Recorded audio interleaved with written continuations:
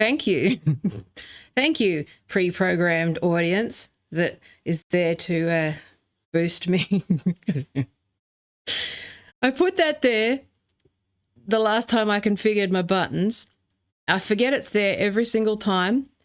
And every single time it happens, I'm surprised, but I welcome it. I welcome the praise. Anyway, just give me 1 second. I need to just do it's so annoying. Hang on. I need to check a thing. I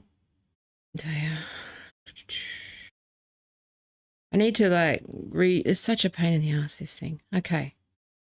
1 sec. Wow, look at this charisma and stage presence. Okay, here I am. Hang on, I've got a DM. No, don't get distracted. Don't get distracted, Taya. Okay. Okay, hello. So every time, I take a break and everything is just escalating at a rate that it's hard to keep up with, honestly. Without being full-time online, without becoming the monster that I criticize, which is super online, constantly on it, reading everything obsessively. I've got shit to do. Also, a lot of the stuff is, if you actually want to understand the issue beyond superficial, you got to read court rulings and boring things and history documents. I'm smart. I'm having trouble getting started today. Can you tell? Let me have some coffee. But it's incredibly dense. I think that's the thing that's a lot of this like analysis. Anyway, sorry. A lot of that analysis. This is what my pain meds do. They do that to my eyes. If you've ever been on opiates, they do that thing where you with your eyes. Anyway, so it's so frustrating because, I mean, if anything, I've been positioning myself for the last, well, my whole career, but for the last 5 years in particular, positioning myself to be sort of the person that people ask about these things. And it hasn't worked because that's been, I think, the hardest thing to bear with this whole exercise that I've gone through is that online, in terms of like this influencer machine, the content factory or whatever, it operates as a separate thing from information. And I know okay, I'm not finding my words well. I need a minute to just like adjust. It's been a day. Let me just chat for a minute. Let me chat for a bit and then I'll launch into it and get my thoughts clear. Okay. Usually takes a few minutes anyway. Let me have a drink. The dick usually helps. Having a drink from my Stanley cup usually helps. All right. Because a lot of this stuff, I turn on, I set a topic. I go, okay, let's talk around this thing. And then I go, okay, how do I sort of distill this in a way that captures how complex it is up against like the kinds of propaganda that I never thought. Like, we read about this stuff in books, right? No, and as much as, Drink 1984 and Brave New World and all those things are co-opted by the right to sort of accuse everyone else of doing the thing they're doing, right? And that's what I'll talk about later. Is that this stuff is really complex, but we're living in a bubble. And it's not just partisan bubbles. It's not just online bubbles. It's not just, discipline silos. But when I'm trying to talk about, this is the inherent problem that I've got, okay, which is trying to get to the truth in a context where we're talking about 100 years of propaganda about China, first of all. There's a lot of myths. There is a concerted disinformation campaign that plays on your like racism and all of those sorts of things, all of your fear of the unknown and all that sort of stuff.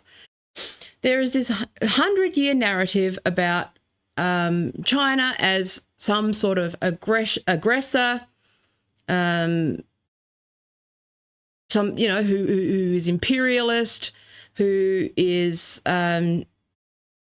making Americans stupid because, that could be the only explanation.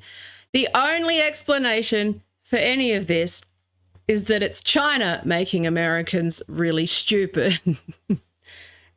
Can't possibly be anything else.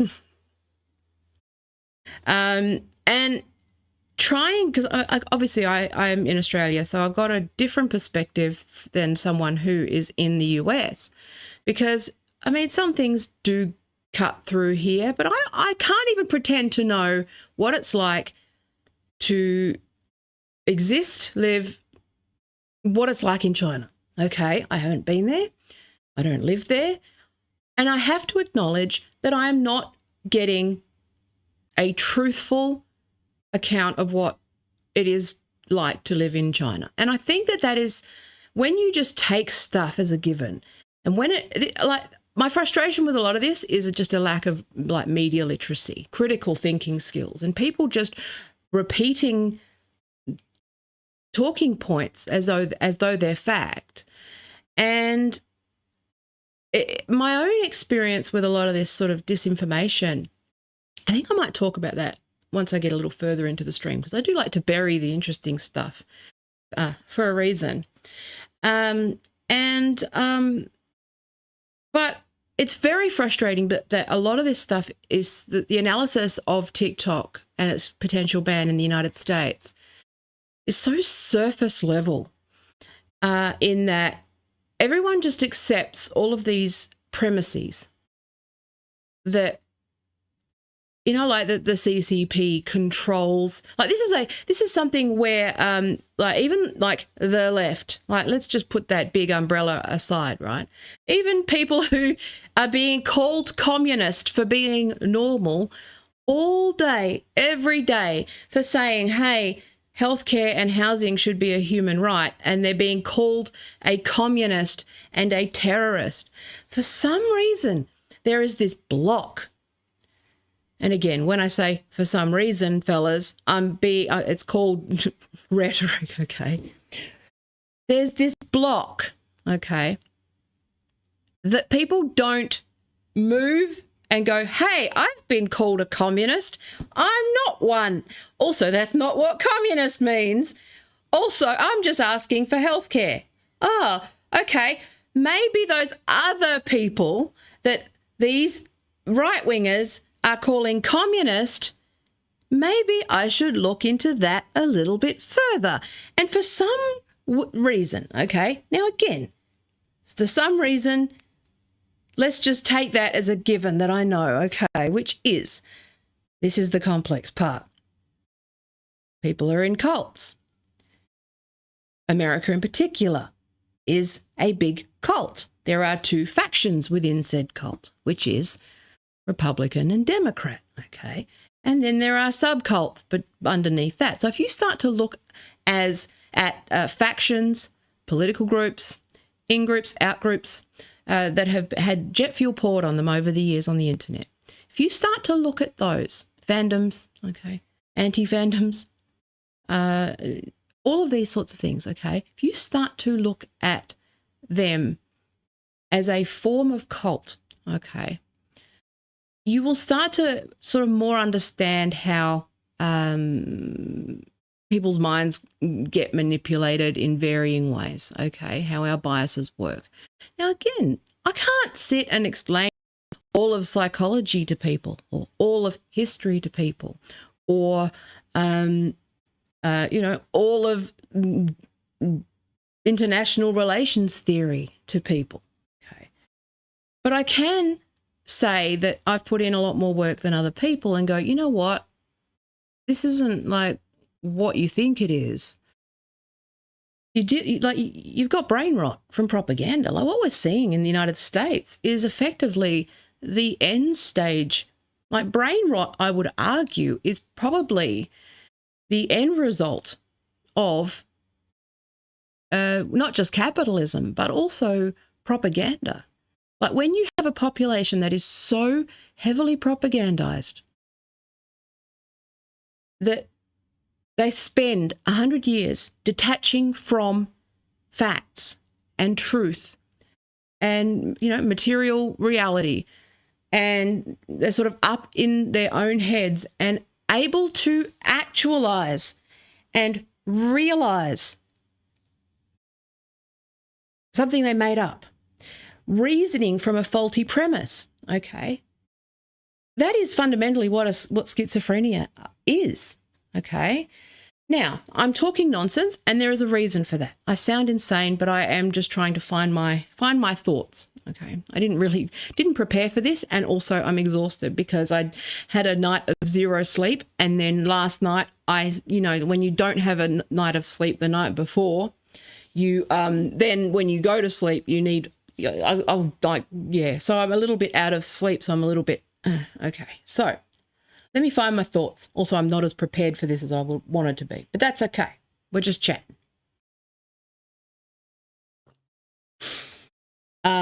Forgive the shitty introduction. Oh, won't somebody please think of the children? Okay. So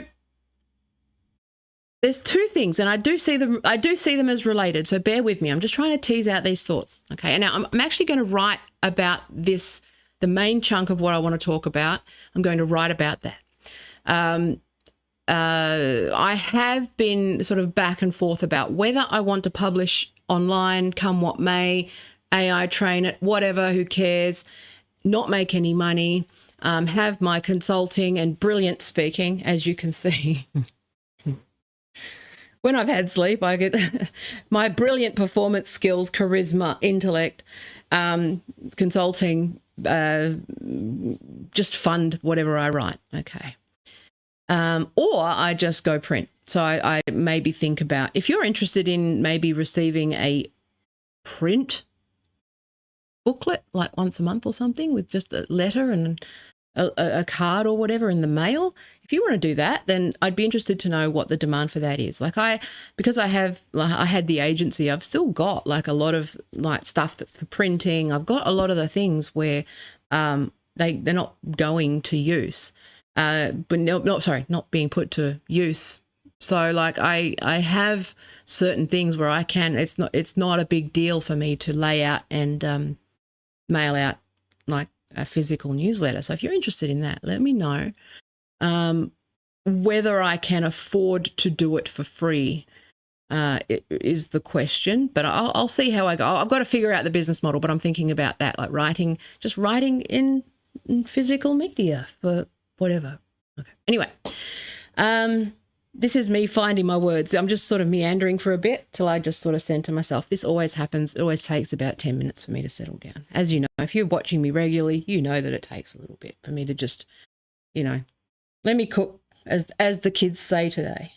As the kids say, everyone says,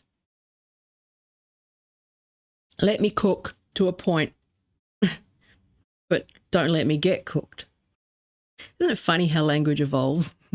Anyway, but what's interesting is how up against this, I can't even explain the tsunami of propaganda and bullshit when it comes to tech and China and, like history when it comes to the United States and the relationship with China.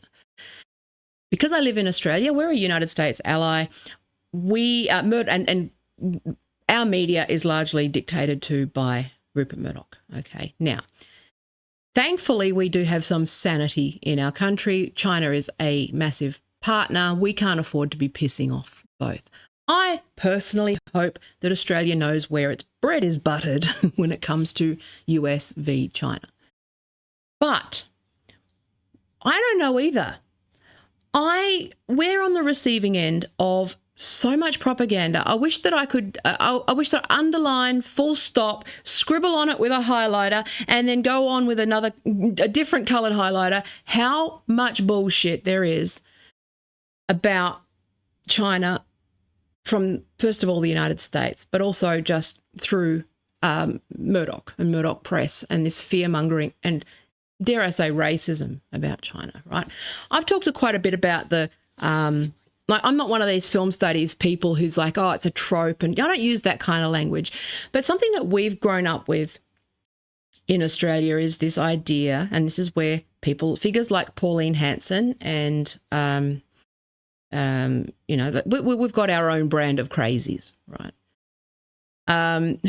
We're being swamped by Asians, right? That kind of stuff. Or these moral panics about Chinese tech and how the Chinese are sneaky, right? Or this othering, this, again, if you want to find a term, I should just give you terms to Google.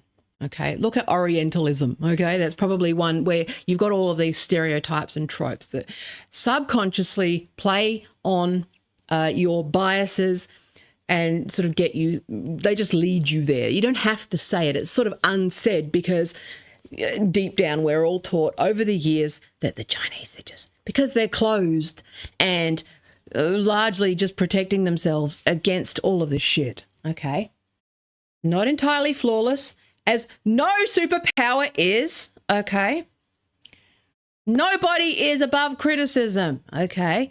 But the people giving the criticism are the perpetrators in this instance. Okay. So one thing that cults do is this idea of reversing victim and offender. Okay, so they control first of all, they control the flow of information. Okay, so when we're dealing with things like TikTok and TikTok bans, okay, to merely talk about it like it's another app that is like, you know, about speech or whatever. It centers, as fucking usual, it centers the United States in the conversation, and it ignores the fact that the rest of the world exists. Now, my response whenever I sort of look at the United States saying, China's banning everyone. And actually, no, that was an Australian saying, China. There we go. That's better. But China's spying on us, and I'm like, laughs in Australian where we're on every fucking list. Okay. Everyone's upset about China spying. Okay. Now, it's one thing in America for Americans to have bias about their own corporations. Okay. So Facebook, X, the everything app. I'm just going to roll my eyes. X, this should be X's new logo.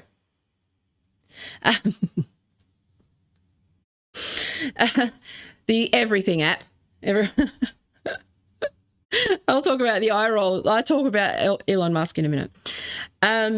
But all of it's okay to have those sort of home team biases, right? So you're kind of always going to preference sort of in-group, in this case, the US. You're just going to assume that United States corporations are superior than, you know, China or whatever, right? So Sue said the TikTok ban is racism, pure and simple. I don't like adding pure and simple, especially when I'm literally saying the opposite, which is that it's not one issue. There's lots of different issues, okay? It's not about that. It's about milieu control. It's about controlling the flow of information as much as it is about racism, okay? And I think that it's, again, we've had this conversation repeatedly, but you're going to see it through that lens because that's your focus, okay? Many things can be true, and that is correct. But it's not the racism part, it's the pure and simple part. It's the reductionism and the oversimplification of this stuff. Part of the reason why I stammer at the beginning of my stream is because I go, okay, where do I start with this? Okay, so the context of that is that, yes, racism, okay, and othering and all that sort of stuff. But we all do it, okay? Everyone does it. Different groups have different amounts of power in that context. But I'm just saying, okay, so let's not reduce it to one thing. It's not one thing. It is never one thing. It is always hundreds of things and lots of things. But when it comes to the United States, it is very much about global domination. It's about hegemony. It is about imperialism. It is about all of the things that the United States accuse China of being. And so one of the things with TikTok that I find interesting, because it the unintended consequences of this, okay? So let me just go back. Let me dial it back. So obviously, if you don't know this, the United States Supreme Court, the days from banning TikTok in the United States. Now, with the ban, what it means is that if basically the app will stop working. Okay, so it just won't be able to be updated. So you'll still have the app on your phone, but up to a point where it will just, they won't be able to push any updates or including security updates or anything like that. Now, if you're thinking of using apps without updating them on your phone, I would advise you not to do that, because that is an attack vector for you. Be careful. And if you're going to do that and it's banned on your device, I would at least change your password before doing so, because if you're using passwords across things, just be careful from that. Just from a pure OPSEC point of view, change your password if you're going to keep using out-of-date apps. Okay, basic stuff. That's a side note. But so basically it will just stop working. Now, the thing that I find interesting is that people can still use, it's just the app stores that are banning it. and you just use the browser. Like it's very anyway. You could use a VPN and a browser to sort of set that up. But anyway, let's move on. I'm not going to talk about stuff that others. I'm trying to just find my thoughts here. I apologize for being a little less prepared than usual because I've just like a little bit tired and I was rushing my notes. But zooming out from that, what we need to do is look at the myths around China's role in the world. Again, qualifying it as I don't know, because I grew up in Australia with a lifetime of propaganda in the context of, you know, white Australian racism, Murdoch press, pushing narratives, okay? And I've had to really work hard to try not to let that, try to, understand that that is a force that exists and try to get to the bottom of things.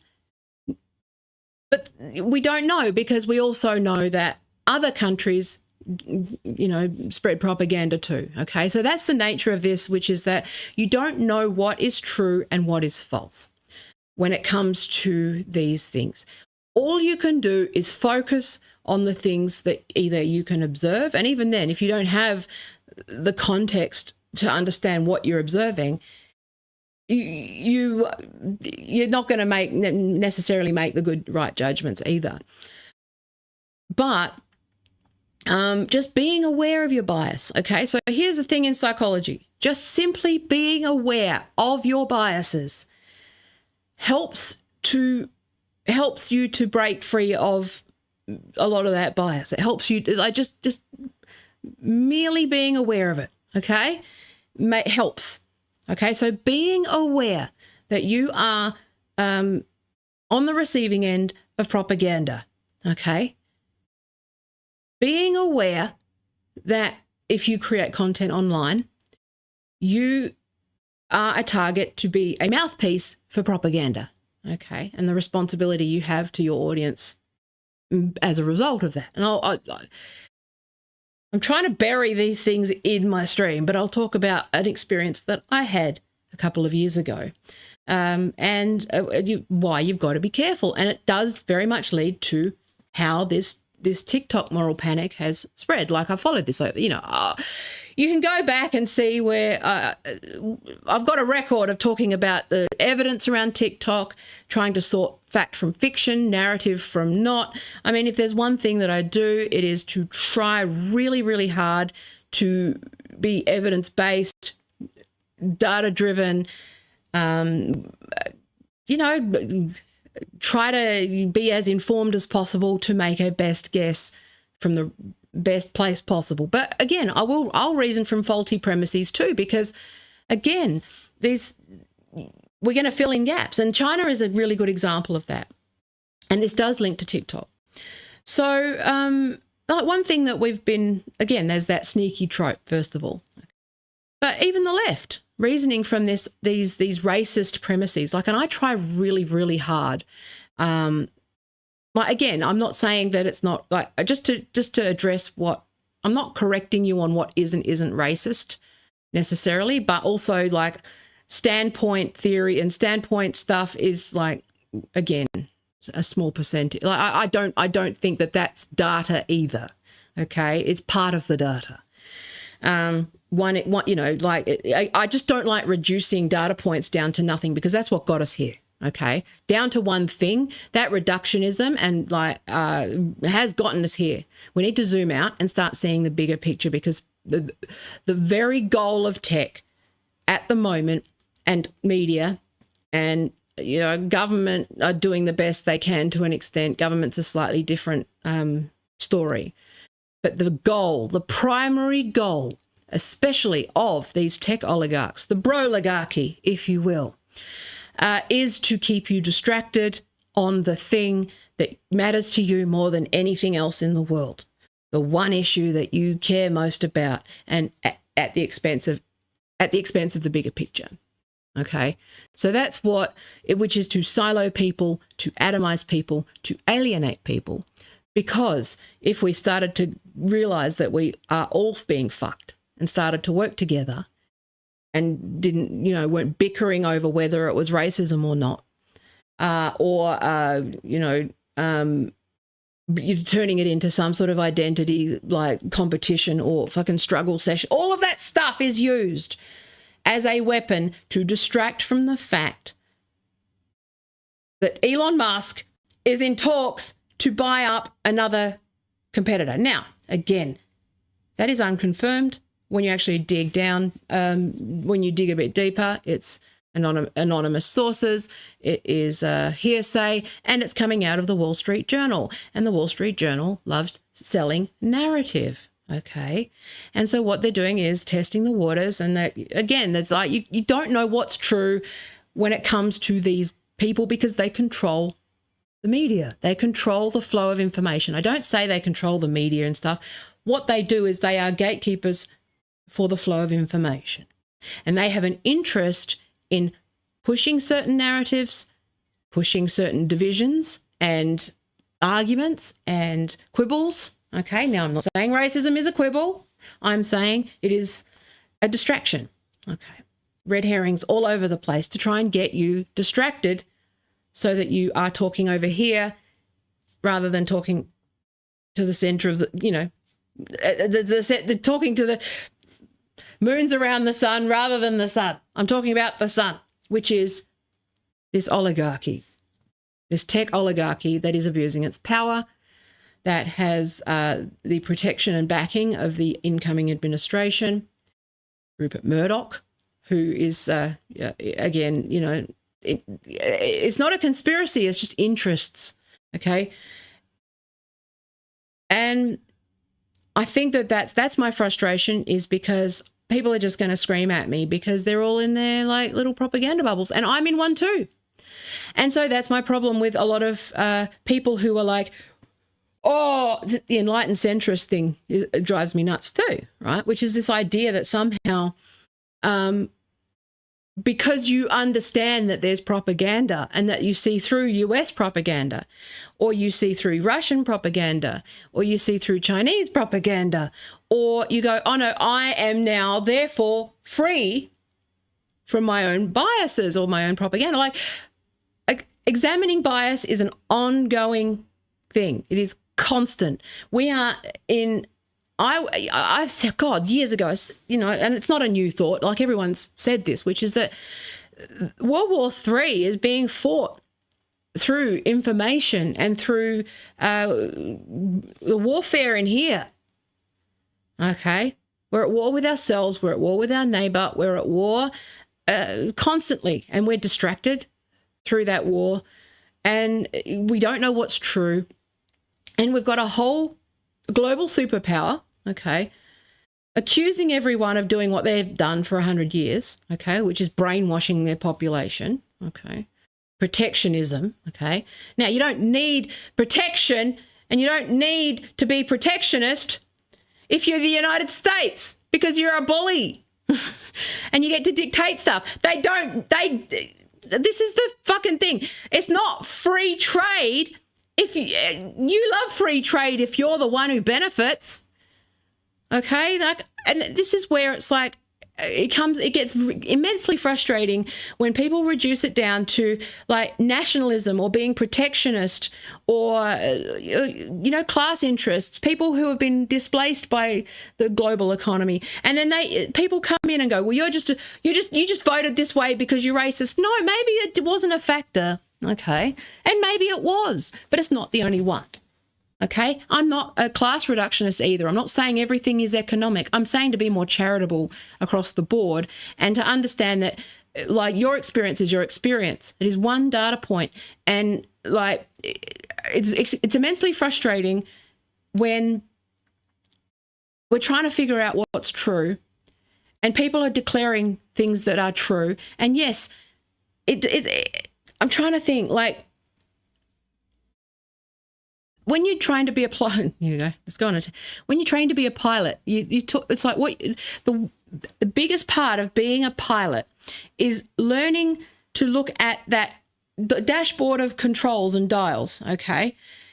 And it's fixation, omission, emphasis, right? What you fixate on, what information you admit, and what you emphasize. Fixation, focus, one of those, okay?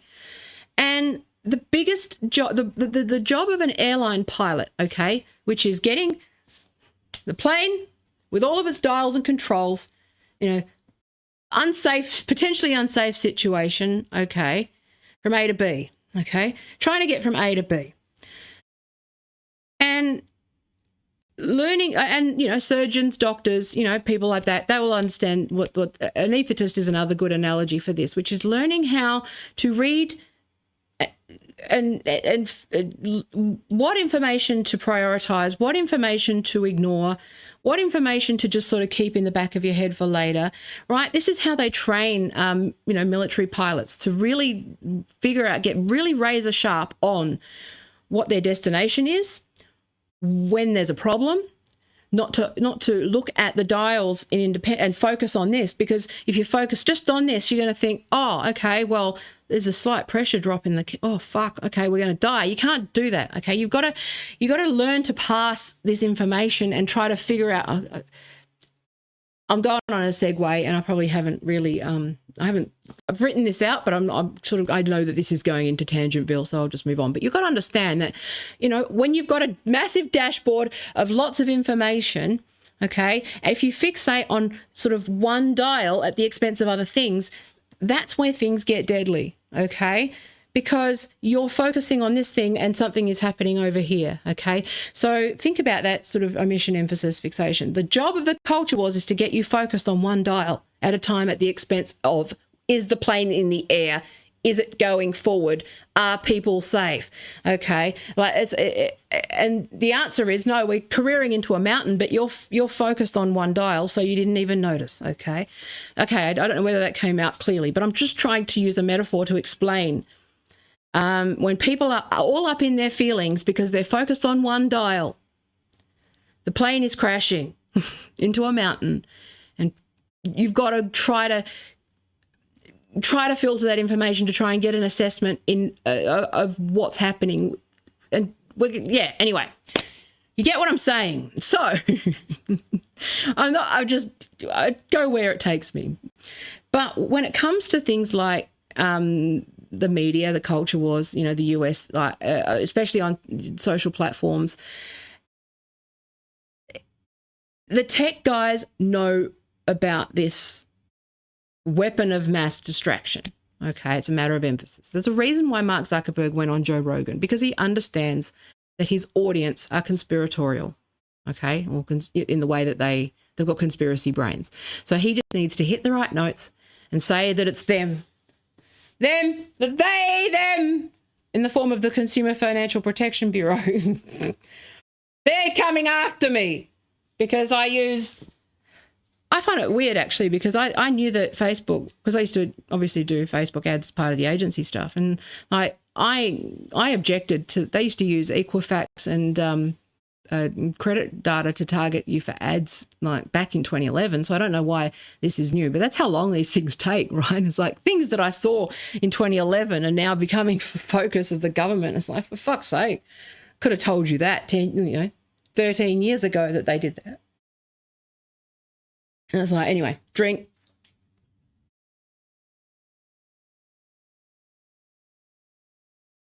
It's about the dial you focus on and what metric. Because you can go down a rabbit hole and focus. And this is what conspiracy theories are as well, which is that people start joining the dots and fixating on one or two dials that when you zoom out and you see the context, you go, okay, it's fine, okay?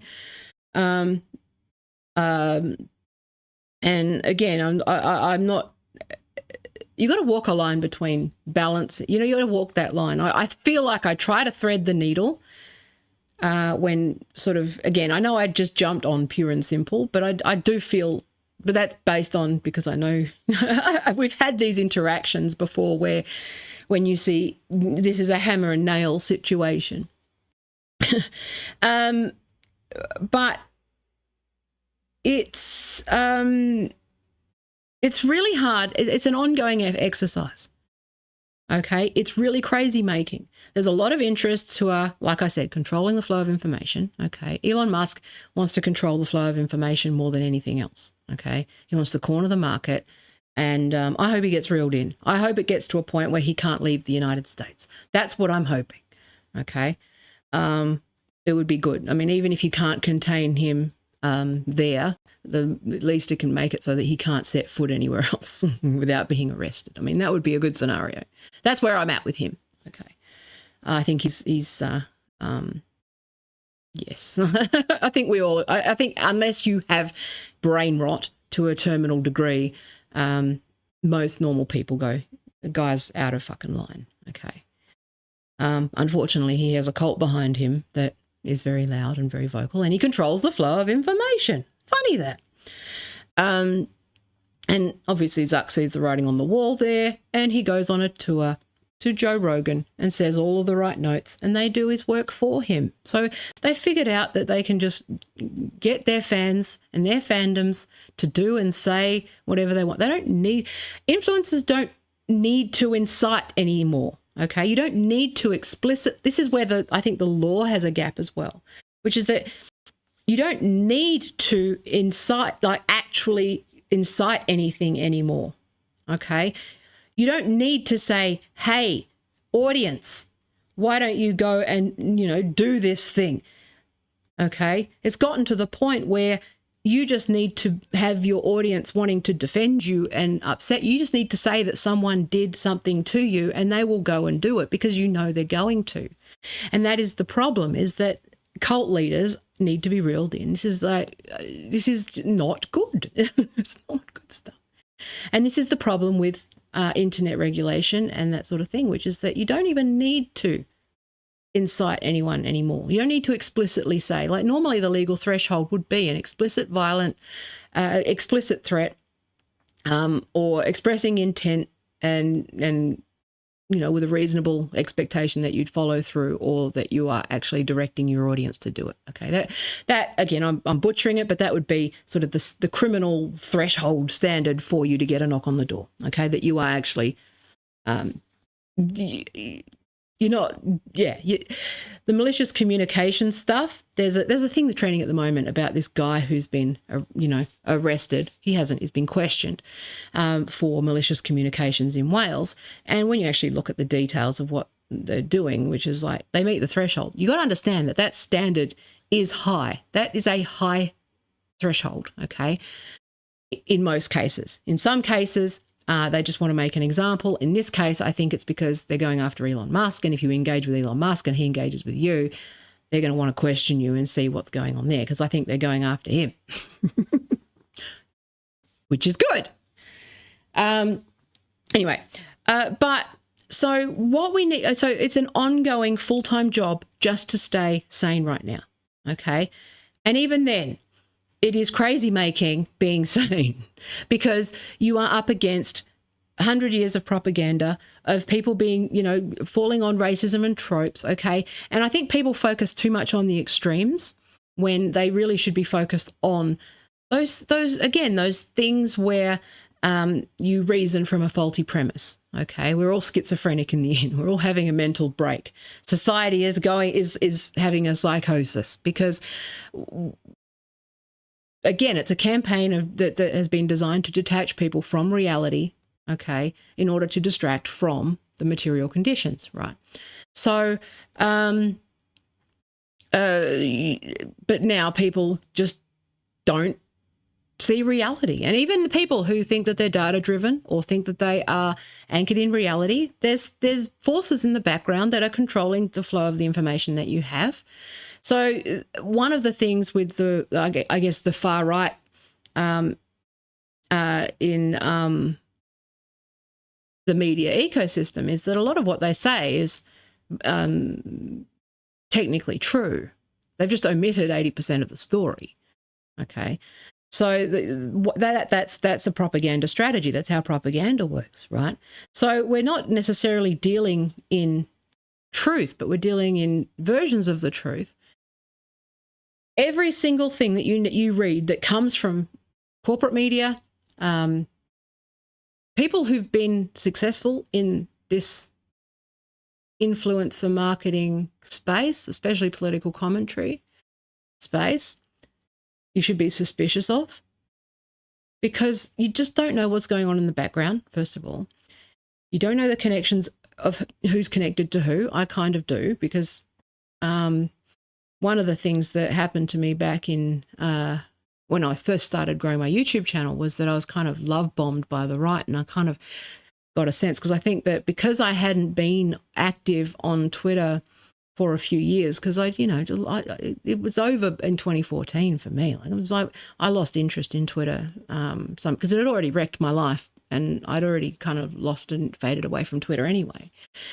So I hadn't been active, so there was no real like footprint for me as and because I was working in tech, they didn't really have I think a lot of the people who were love bombing me at the time really didn't have the right data on me to understand that first of all, my politics is incompatible with this shit, but also that I know how to manipulate. Like, one of the things that I'm good at, believe it or not, despite today being tired and stuff, but despite is that I can spot a con coming, because I spend all day every day trying to figure out what's true, trying to figure out what's been manipulated, what's a matter of emphasis. Like when you work with a lot of PR and spin, you can spot it a mile off. I can spot a sales funnel from a million miles away. Okay, so for me, I think they first of all misunderstood my politics, and second of all, because I'm selective about, again, I omit various parts of my life, so people don't have a full picture of who I am as a person generally. Okay, but that's a matter of what you focus on, what you omit, all that sort of stuff. Like if you're looking at a dashboard and I've got look, I showed an interest in the gender wars and I thought that I'd make jokes about it. Oh, I've set up a YouTube channel talking about it. Ah, she's a mark. We can approach her. She likes what we like. Oh, I mean, there's gaps over here, but she just runs a business. She's an idiot. She doesn't know what she's talking about. Oh, no. And it's like, well, that was the thing they got wrong, which was by approaching me and offering me opportunities in exchange for sharing certain things. I was like, well, okay, I know what you're doing. Fuck off. Okay. Again, that's the benefit of not, of soft power, is that, people don't necessarily know. I learned early on that you could hide in plain sight with the internet. Okay. Not that I'm not doing anything particularly sinister. It's just that I am a private person. Okay. I share selectively, and I'm not someone I don't share everything. I give the illusion of sharing. If you look carefully, you'll see I'm open about certain things, but when it comes to my private life, not so much. Okay. And also my thoughts and stuff. Like most of it's just persona shit. But that's how you can get easily misunderstood and misrepresented, and that can be used to destroy you. Okay, but it can also be used to your benefit, which is that you retain some privacy while giving the illusion that you're oversharing or whatever. Right? It works really well. And that's what reputation management is basically, which is, boosting the positive information and trying to suppress the negative information about you. Okay. I'm always mindful of that, but I'm also mindful of the responsibilities that come with influence. But I'm also aware of my own biases. Okay, so back to the point. Fucking back to the point, Taya. I'm aware of my own biases. And I try to sort through that based on who's giving me the information. If there's one thing that you should do, if someone has a lot of followers or no followers or 1 million followers or they're fucking anything, look at who they're sharing, who they are, what they're sharing, and what agenda they might possibly have. What call to action? What are they asking you to do when they interact with you? Okay? Like, don't trust anyone on the internet. Okay, like I know that there was a rosy period where people kind of made friends, connected and all that sort of stuff. Like my career benefited from that. right? Which was that I was able to just connect with people and network and all that sort of stuff online. But that's dead.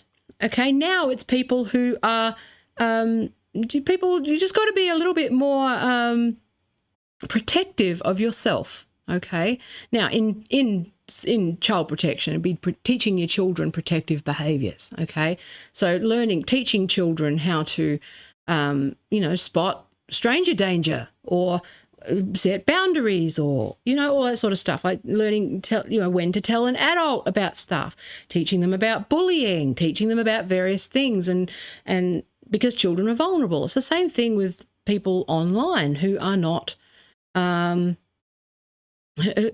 terribly tech savvy, right? You're a leaky bucket, and there's all sorts of bad guys trying to take advantage of that. But also we've got our own biases,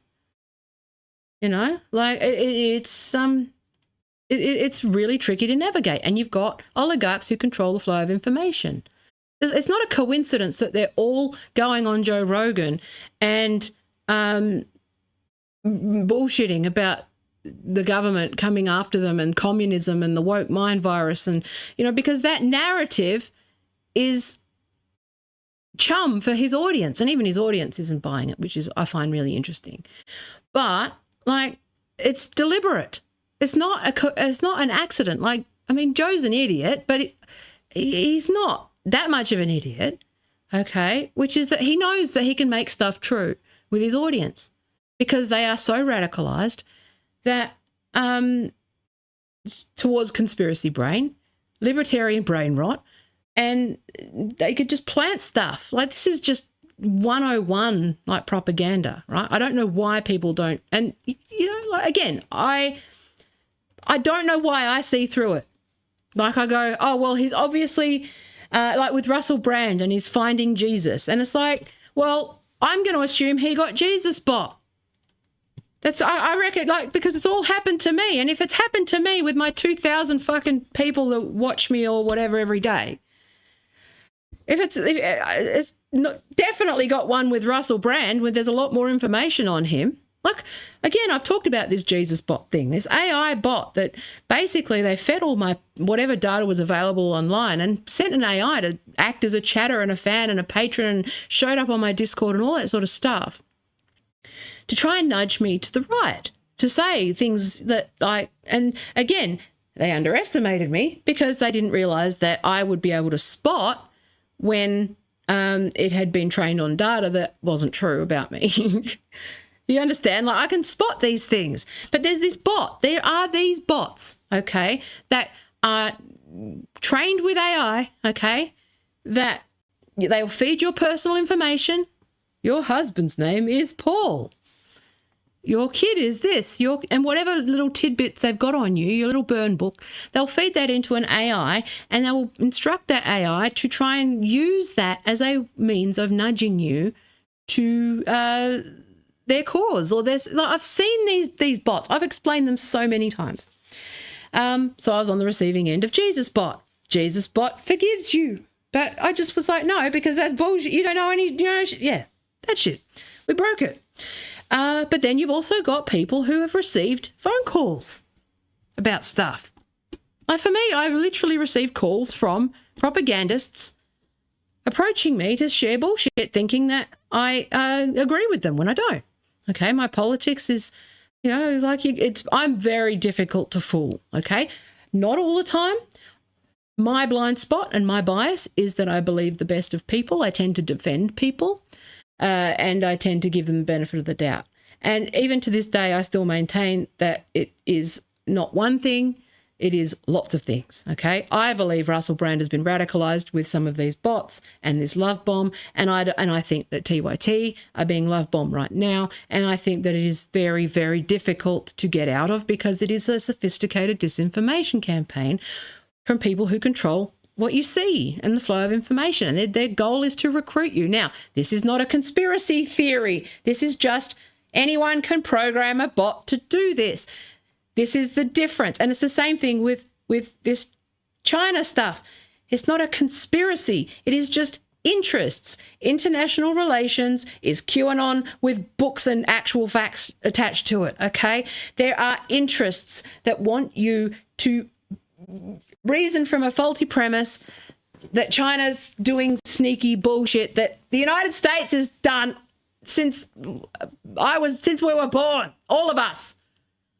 Okay? This faulty premise that China is somehow the aggressor in this situation. Now, you need to understand the history of the Great Firewall of China, okay, China is, again, a large nation. Every large nation does horrible shit. That's what nation states do, okay? The whataboutism is insane, because when people say, what about the Uyghurs? Well, what about the prisoners in the United States? Okay, we can do whataboutism till the fucking cows come home. Facts matter, okay? These are the facts that I have on hand based on, you know, trying to sort through a lot of this stuff around China as a threat, okay? Which is that America accuses China of being everything that they are, okay? China has turned US greed on itself, and US don't fucking like it, okay? The Chinese do not have a policy of being aggressive, okay? But Taiwan! Ignore but fucking whatever. Okay? Who cares? But Hawaii. I'm talking about this. Omission, emphasis, fixation. I'm talking about this. Okay. This is how you get this is how you need to focus on the one thing that I'm talking about, not just a lifetime of propaganda. It's very frustrating. Anyway, I sound schizophrenic right now, but I've just got so many thoughts going at the same time. Also being really tired. But you've got a lifetime of being told that these people are aggressive. But if you actually look at the facts, okay, like, first of all, like when it comes to nuclear weapons, okay, purely like they have oh fuck, my brain's fucking farted. What's it called? Where have we got? Can you believe I've actually got notes for this stream?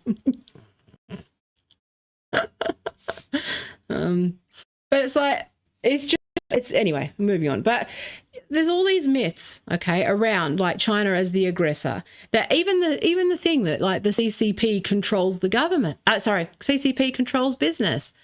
Yeah, because they regulate corporations.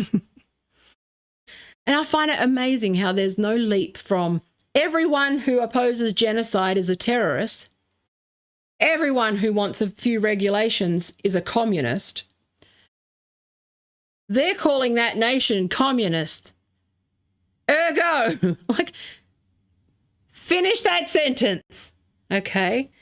They do regulation. They have a different society. They have a different legal system. It's a system that does not necessarily center private property, for example. Communism! I can't just steal everything. Can't just do train my AI model on everyone's data and it'd be perfectly it's like copyright infringement. OpenAI are communists. They want all our stuff.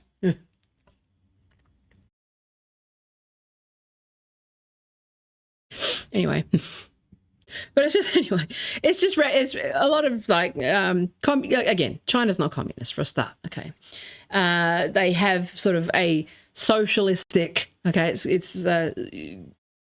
social. Was it socialism with Chinese characteristics? Okay, a lot of it is regulation. Okay, China, they're making Americans stupid. They're making Australians stupid. Yes, it's China. It's China that's making you stupid.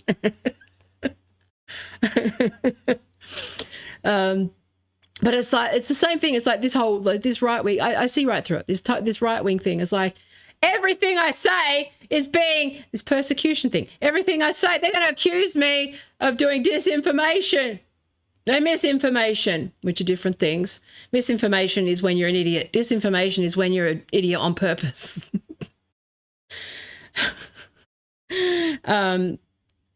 But And malinformation is anyway. It was a stupid joke, but like they preempt it. This is the trick that the United States media and Davo like people do. Is that it's like they preempt what it's going to be. Oh, we know we're going to be accused of this thing because it's a conspiracy against us. What we're going to do is we're going to post the truth. Something that's technically true, but if you actually were literate and read more than 10% of what actually happened and the information is, the context matters of this technical truth. They're going to accuse us of misinformation and disinformation. They're going to lock us up for exposing pedophiles. It's like, well, what else were you doing? What else? Oh, you mean you were threatening gay people? Oh, well, that seems like an important context. Okay. All right. So that's what the right do is they preempt it and they'll go, we're going to be accused of disinformation. And then they share disinformation. And then they go, they invented disinformation to persecute me. It's like, this is that whole spiral. So again, I recommend the book repeatedly, Network Propaganda. That's the Fox News bubble. It is a cult. They don't go outside of that information ecosystem, and they are detached from reality. They are detached from truth. They only want to be fed the, things that affirm their stupidity and worldview. And all we can do is try to save as many reasonable people from these faulty, made-up premises that are laundered through. They launder all of these this stuff through the lower levels. Give it legitimacy, start the rumor, Chinese whispers, if you will. Yeah, it is. Okay, so Nicole said it's a straight up, actually I might, hang on, give me 1 sec, let me turn the chat on because I am a little bit more meandery today, so I don't mind being distracted with chats. Sometimes I get shitty, but yeah. So it's a straight up weaponization of vernacular. It's propaganda. But it's basically grooming, dare I say it, for a cult. It's basically just cult tactics used up, down, sideways, at small and large scale. Okay. I mean, one person's nation state is another person's cult. Like that's, you can have an unhealthy marriage can be a cult if the person's abusive, right? It's just an abusive relationship, whether it's one person or you versus the state. But disinformation campaigns prey on your biases, right? And one of those is this idea of this big, quiet, secretive Chinese other, okay? Which, yes, comes from racism, okay? Absolutely. However, it's also there's these ideas that China, because it's so large, and obviously it's how many times bigger than the United States? 4 times bigger than the United States, give or take. How many? Yeah, 3 or 4 times bigger than the United States. Okay, has created this interdependence. Now, again, that's a valid thing. Okay, so in international relations, you've got varying schools of thought. Okay, so you've got this idea that Team America World Police makes things stable, like keeps the world stable. That is one theory. Okay, funnily enough, coming from the United States. Okay, which is that you have one superpower that polices the world and keeps everyone sort of safe, okay, and everyone who is attached to that one superpower kind of supports world peace, okay. But then you've got obviously other schools of thought, and one of those is this interdependence idea that through trade, okay, this is basically neoliberalism at its root, which is that through global trade, you create a series of relations, like economic relations, where, it's not in anyone's interests to have conflict because you've got business interests. And that's where you can have that's where, I think that there are socialists who argue for some of this stuff, but this sort of American leftists have brain rot anyway. But I'm just saying, leftists have brain rot as well, because they're also negatively polarized against everything as well. But just generally, like, there is a case for the fact that if he wasn't such a psychopath, there is an argument that Tesla and Elon Musk's business interests are likely more mean that his influence in the United States and China means ultimately that it can result in peace and coexistence, because there is a financial and economic interest in keeping that, right? Now, again, these are just schools of thought and models and all of these things. Like, at the end of the day, you've still got humans, you've still got case-by-case basis, you've still got all of these things, right? So you've got all of these theories that sort of, schools of thought. You're seeing schools of thought, cults.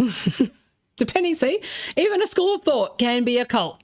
But it's like, okay, so you need this sort of and operator at all times. And that's one thing that I try to do as much as I can in terms of the way that I pass information for myself, because I consume so much information. And one of the things that I do, people often ask me how I pass information, because I think that I tend to be a skeptic as a lifestyle, as a practice, okay, but not a skeptic to the point where I'm reactionary, okay? So reactionaries, I would say, or anti, not reactionary, oppositional, right? Contrarian, that was the word I was trying to think of. Sorry, contrarian. I'm a skeptic, not a contrarian, because a contrarian sort of, and this is where left-wing contrarianism can be a problem, because if you are constantly, if everything is about being anti something, even capitalism, okay, you're not necessarily thinking straight about sort of the solutions, okay? Because I personally would like to avoid a violent revolution, okay? I don't think that's optimal. I don't think it's optimal for many people, and I don't think that, given the current circumstances, that any kind of violent revolution would result in anything other than fascism, okay? Because it's not about the fact, it's about the fact that there's people involved. And so it's like, well, I can be pro-revolution, but that's why I'm a reformist. At the end of the day, I think that we're all sort of trying to do the best we can. These forces are always at play, and there's always interests, and we don't have all of the information. And so all I can do as just me on my own is do the best I can to check as much as I possibly can, and to think critically as much as I can, to be suspicious of people who are pushing information as in absolute ways, okay? And that can be whether, and again, it doesn't mean everyone's not trustworthy. It doesn't mean people don't have good intentions, but to be very suspicious of people who are reducing things down to one thing, reducing things down to one group, reducing things down to, nobody has all of the answers. And I think that, again, this is one of those, I think some of the brain worms of American exceptionalism, which happens at the cellular level, not just America as a country as exceptionalism, but this idea that as an American, you are the exception, as in you don't need to read theory, data, don't need to be based in fact. You can just set up a mood board. You just need to visualize it. You can just do affirmations and you can just make it true, okay? That is a mindset in America that I find, well, weird, because I'm always someone who just, it's the flip, that's narcissism, okay? I have humility, intellectual humility, believe it or not. It's very vulnerable showing up like this and stammering your way through, not feeling that great, having not much sleep, knowing that you are bombing and waffling and not getting your message across. But that's okay. But I'm saying I do try to have intellectual humility, okay, despite all of the stuff where I get frustrated and call people stupid and all that sort of stuff because they fucking are. Okay. And it's not China doing it. Okay. I'm watching people just not check stuff. And it's like having the intellectual humility. Okay. I know what I know. I know 3 things. Okay. I have a lane and it just happens to be at the intersection of some things that have a lot of history and complexity to them and so much boring shit. Okay. But then, you know, you sit back and you go, okay, I sit here confused like this all day, every day, trying to figure out what's going on, try to figure out what the answers might be, try to fill any gaps. Okay. I read widely. I read lots of different media. Now, I don't generally trust media. Okay. Because I've seen people that I generally trust omit information too. Like I have had that happen this week. Okay. With just that simple thing with that 38 score with Grok, where I not only replied to Ryan Grimm, but DM'd him to correct the fact that this score was 38 and requested that he tell Crystal Ball that she was wrong and that they should probably correct it. Now, I'm not saying that I matter and I probably didn't say all that sort of stuff, right? But I'm also saying that they didn't correct it. They probably didn't see it as important enough to correct. But I think it's important that everyone has blind spots. Everyone is busy. A lot of it is because people are too busy, okay? A lot of this culture war stuff is to keep you staring and scrolling and continuously scrolling information that, because of the interface, creates a false equivalency between a crazy person, a stupid person, and someone who has dedicated their whole life to being an expert in one topic. You create that's literally the UI creates that false equivalency in your mind where you consider these things as equal. Now, obviously, you've got to use your skills and ascertain whether Stevo87773 with no profile pic being aggressive on social media is a real person. That's on you. But at the same time, you also don't know who's qualified, who actually knows what they're talking about. And so you're on your own and you got to kind of filter through all of these agendas. Now, especially when someone's making money, you've got to be careful about that because you've got problems like audience capture, you've got propaganda, you've got all those sorts of things. You've got billionaires, the richest man on earth right now, this week. Hopefully, eventually, hopefully at some point, the person to lose the most billions in history, I hope one day, if there's any justice in this fucking world, okay, he loses it all. I would hope. I'm not sure. I always hope. I'm always trying to find a way to do that. Communist! No, regulations. Paying people to play a video game. So he can brag and say that he's in the top 10 in the world at a video game. Richest man on earth. Not content with having the ear of the most powerful office on earth and having the most money on earth and having a cult and pretty much owning and controlling the flow of information on earth. He has to pay some Chinese fucking game players, whatever it's called. I can't remember what it's called, but they pay people to level you up in a video game. Setting up troll farms to praise him. All of this sort of stuff. Not content. He has to pay someone so he can say that he's the best at video games. I mean, like when you actually contrast that, you go, and again, that surface level stuff, it's like, God, what a fucking loser. It's so pathetic. It's sad. But that's the vulnerability. That's the vulnerability. It's how you fight. Okay. Which is that ultimately he's a human being. He has his blind spots and his vulnerabilities. And he desperately, desperately wants our approval. He wants to, there's nothing he wants more than people to think he's the hero when he's actually the villain. Okay.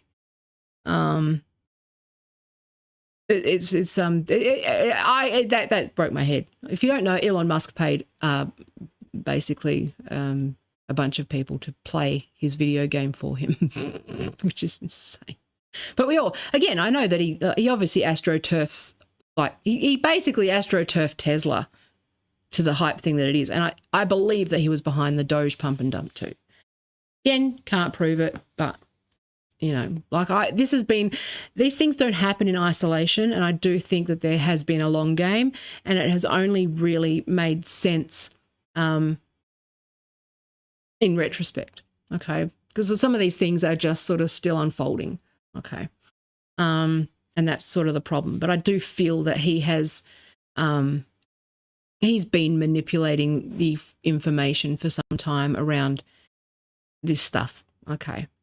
But I do think that he was behind either this pump and dump with Doge that ripped people off of billions of dollars. I personally believe that. Okay. Don't know. Allegedly, I think, in my opinion. I have no proof of that, but I'm just saying. So anyway, but yeah, so basically, it's hard work. A lot of people, we're kept isolated. We're working 12 hours a day. We're fed these headlines. There's people that we know and trust and like, and we try to find information. It's hard work for me trying to find reliable news, because I put so much work into challenging and questioning and watching sort of the opposite of everything everyone says. I think you'll find that everyone omits shit. Like, if I omit stuff, it's usually because I don't know about it, and I try not to talk about stuff I don't know about.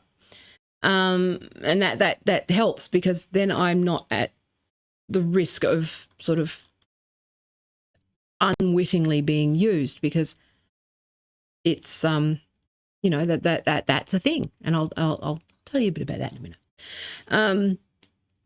But it's hard work, and it's like, okay, so how do you figure out what's true?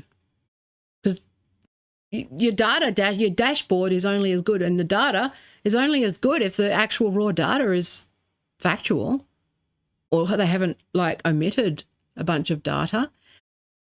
Okay. And it's like, okay, so you could say you're data driven. Okay. Sorry, this isn't the person who's here. Sue, I know you're in the data business. This could be perceived as a pot shot at. I was like, no, this is a rhetorical point that just extends from what I'm there's no personal attack here. This is a rhetorical thing. I just realized, get on top of it now. It's like they're related, but they're not. You just provoked a thought. And because I have been critical of data-driven people who say they're data-driven and big data and stuff, because that's the core of this problem. Like, I was in these rooms at the CRCs where corporations are talking about data, and it's like, well, the data's only good if it's correct, and it's not correct. There are anomalies, and there are large parts being left out, which is you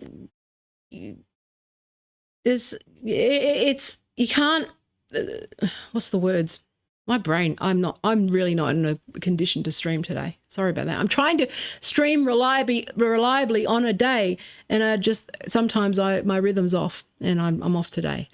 But the data's only as good as the what's provided.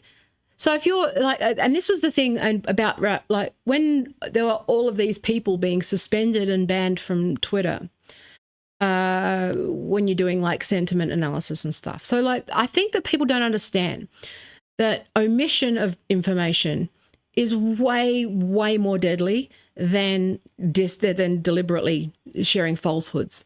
And I think that people focus too much on lies, on a deliberate, easily disproven stuff.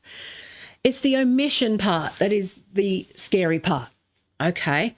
Like, the reason that I took an interest in the gender wars, okay? Now, I need to qualify it if you're upset when I talk about this, okay? I am honest about that, which is that I got caught up in the IGW turf shit. I don't, I absolutely had no idea that it would end up here. Okay. I regret various things that I've said over the years about it. I misread the situation. That was one of the areas that I just gave too many people the benefit of the doubt, and I have seen my own words repeated an awful lot, and misused for purposes that I don't endorse or support. Okay, I did not know, and I think that anyone who thinks that otherwise is being extremely unfair and uncharitable, and they weren't there. They simply don't know how many radfems were duped by the right when it came to like this sort of stuff. And again, it was about the omission of information on both sides of this debate. So the reason that I got interested in the so-called gender wars, okay, this sort of trans rights activists versus TERFs thing, okay, which was that people were being banned, mass reported, and this is why, like, someone like Jessica Yaniv is a really important point, a pivotal moment, sort of in a lot of the history. And it doesn't seem relevant, but it is, because it's a classic example of someone who had connections at Twitter, who, was the most unsympathetic representative of the trans community, but they were using their cachet, I suppose, for lack of a better word, to get people banned so that they had no voice. And so in the back end with Twitter, you've got to understand from a research point of view, a lot of researchers were relying on Twitter and Twitter chatter, and a lot of like policy work was being done using Twitter data sets as research to measure sentiment, okay? And that was the thing that I felt was really important. I don't give a fuck about stupid culture wars bullshit beyond the fact that it is now obviously here in fascism, okay? But it's now become like a weapon for, but again, fascism uses everything as a weapon. It doesn't mean I can talk about this specific thing without it being about the other thing. Remember that. Focus. No whataboutism. Focus. The reason why I decided that this was a hill to die on, okay, was that I knew that researchers were relying on Twitter data, especially for sentiment and researching public opinion, because Twitter initially was an this is one of the things I was in the room for. I always say that I was in the rooms, okay? I was in the room saying that Twitter is really good for measuring sentiment and public opinion and getting sort of, understanding what's in people's minds at the moment when things are happening. And I use hashtag spill as an example of that, which was, when Julia Gillard spilled Kevin Rudd from the leadership. Like, that was a pivotal moment in politics and the way that politics intersected with Twitter. I was pushing this on this side of things, okay? And over here, you've got researchers who were doing that. They were using that.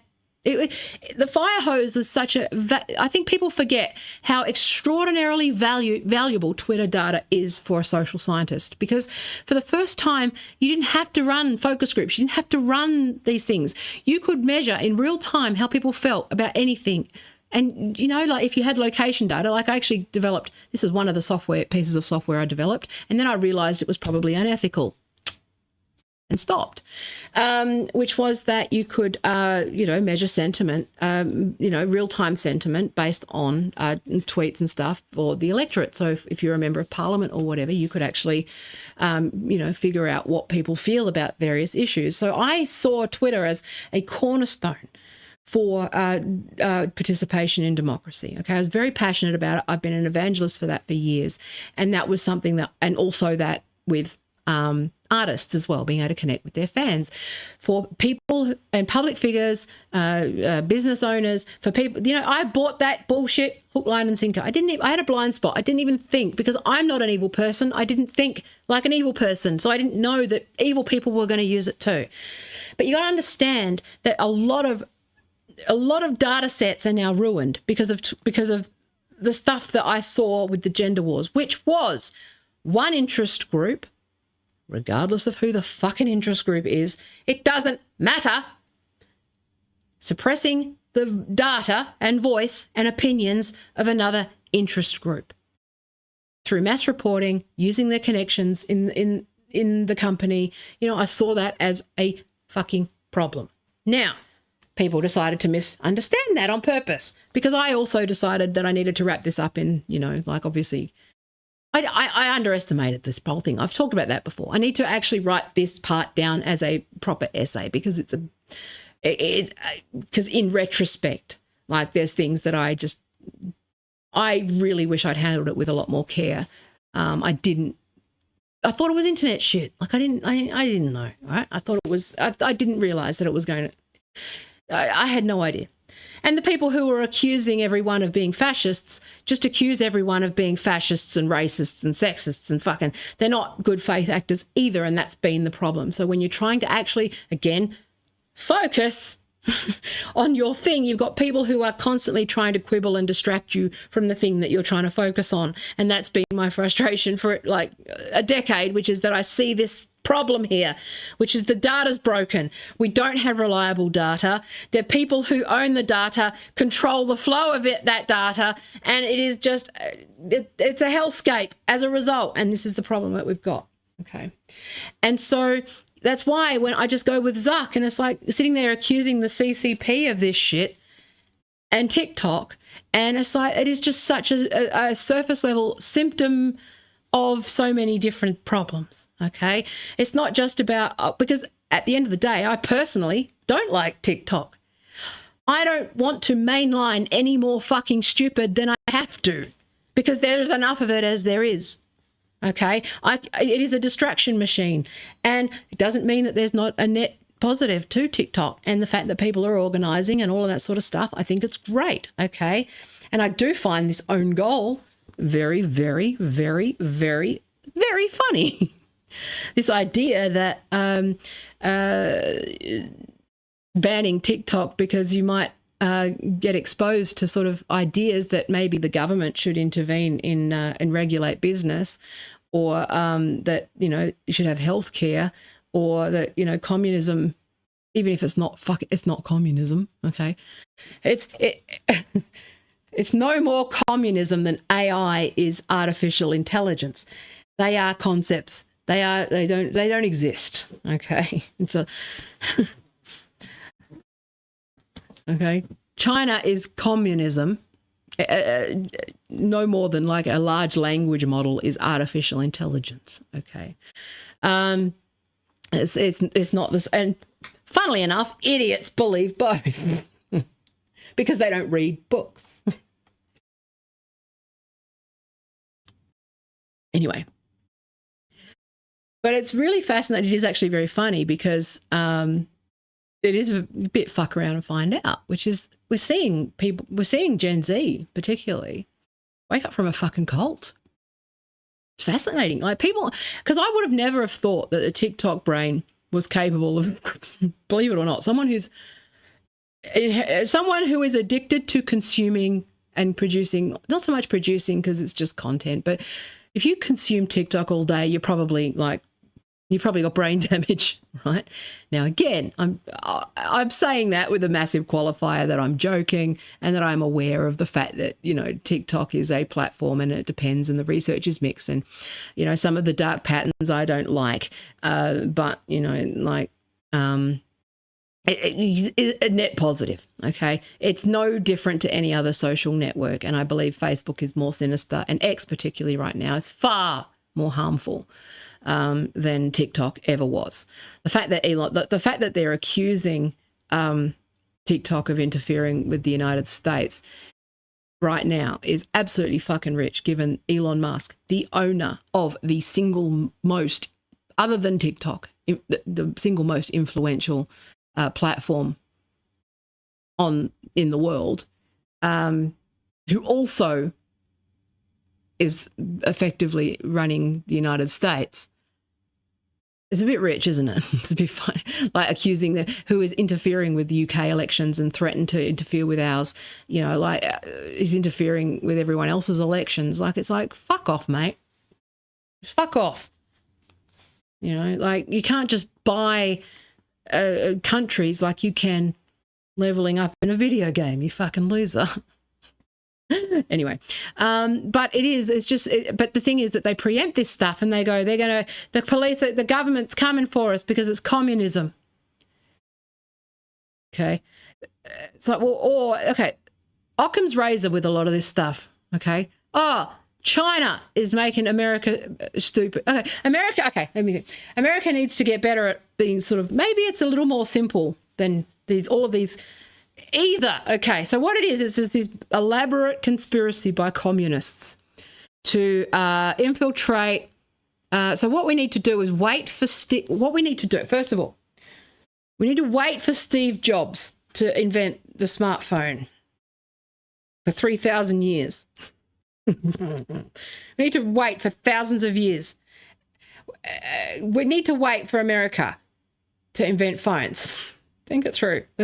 I'm doing this on the fly, but let's just do a little bit of a fucking thought process of your average fucking cooked right-winger. Okay. Because you got to remember, the left accept the framing. Okay. The left accept the framing that we need to not accept the framing at all, which is they've got to wait thousands of years.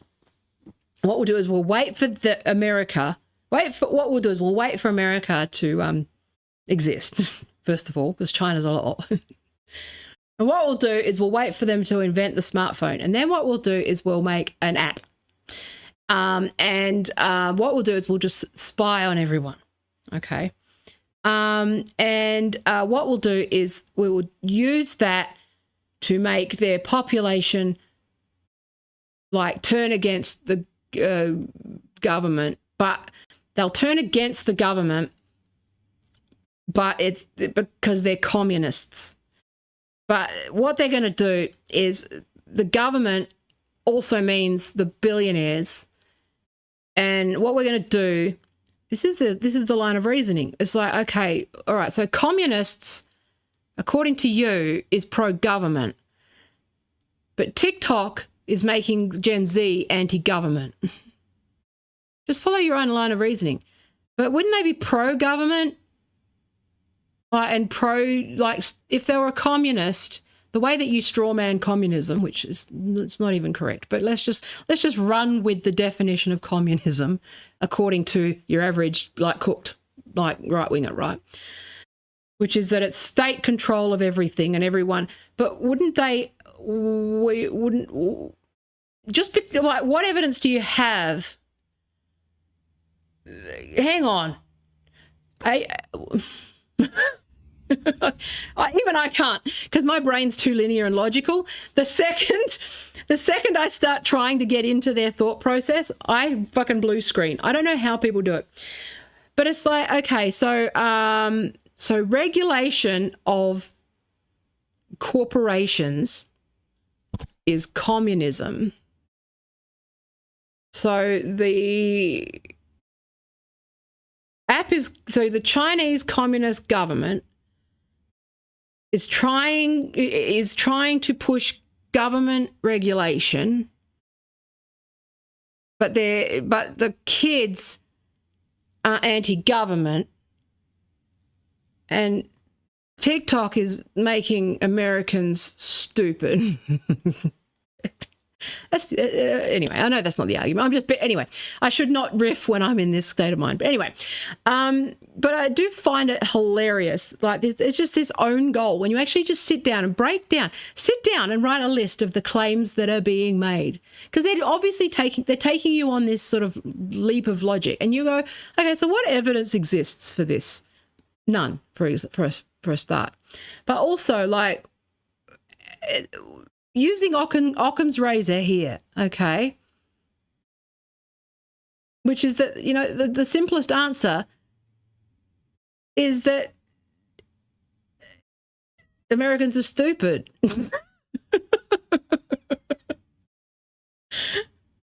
It's like you don't need a grand conspiracy. It's China and making everyone stupid. It's like, I don't think it's that. I think that maybe it's just that people are stupid. What do you reckon? And it's like, I don't understand it. I've never understood conspiracy brain. Now, I watched that Flat Earth documentary years ago. There was one where, remember when, how quaint. It was very quaint when they were doing, Flat Earthers. And remember, there was the guy that at the end, a scientist that closed, and he said, well, at least with Flat Earthers, they are curious. But they sort of reach the wrong conclusion. So, they're kind of they're kind of wired scientifically, but they don't have the skills or the sort of ability to channel those things, right? And curiosity is a good thing. Okay. I remember him saying, like, he was basically defending their curiosity, which I think is a good point.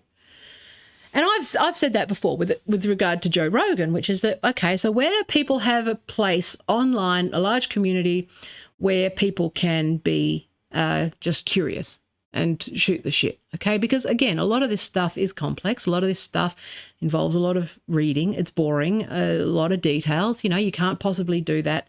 But where can you just shoot the shit and wonder, okay? And I've I don't know if that's a good thing without channeling people into constructive curiosity, okay, into actual facts.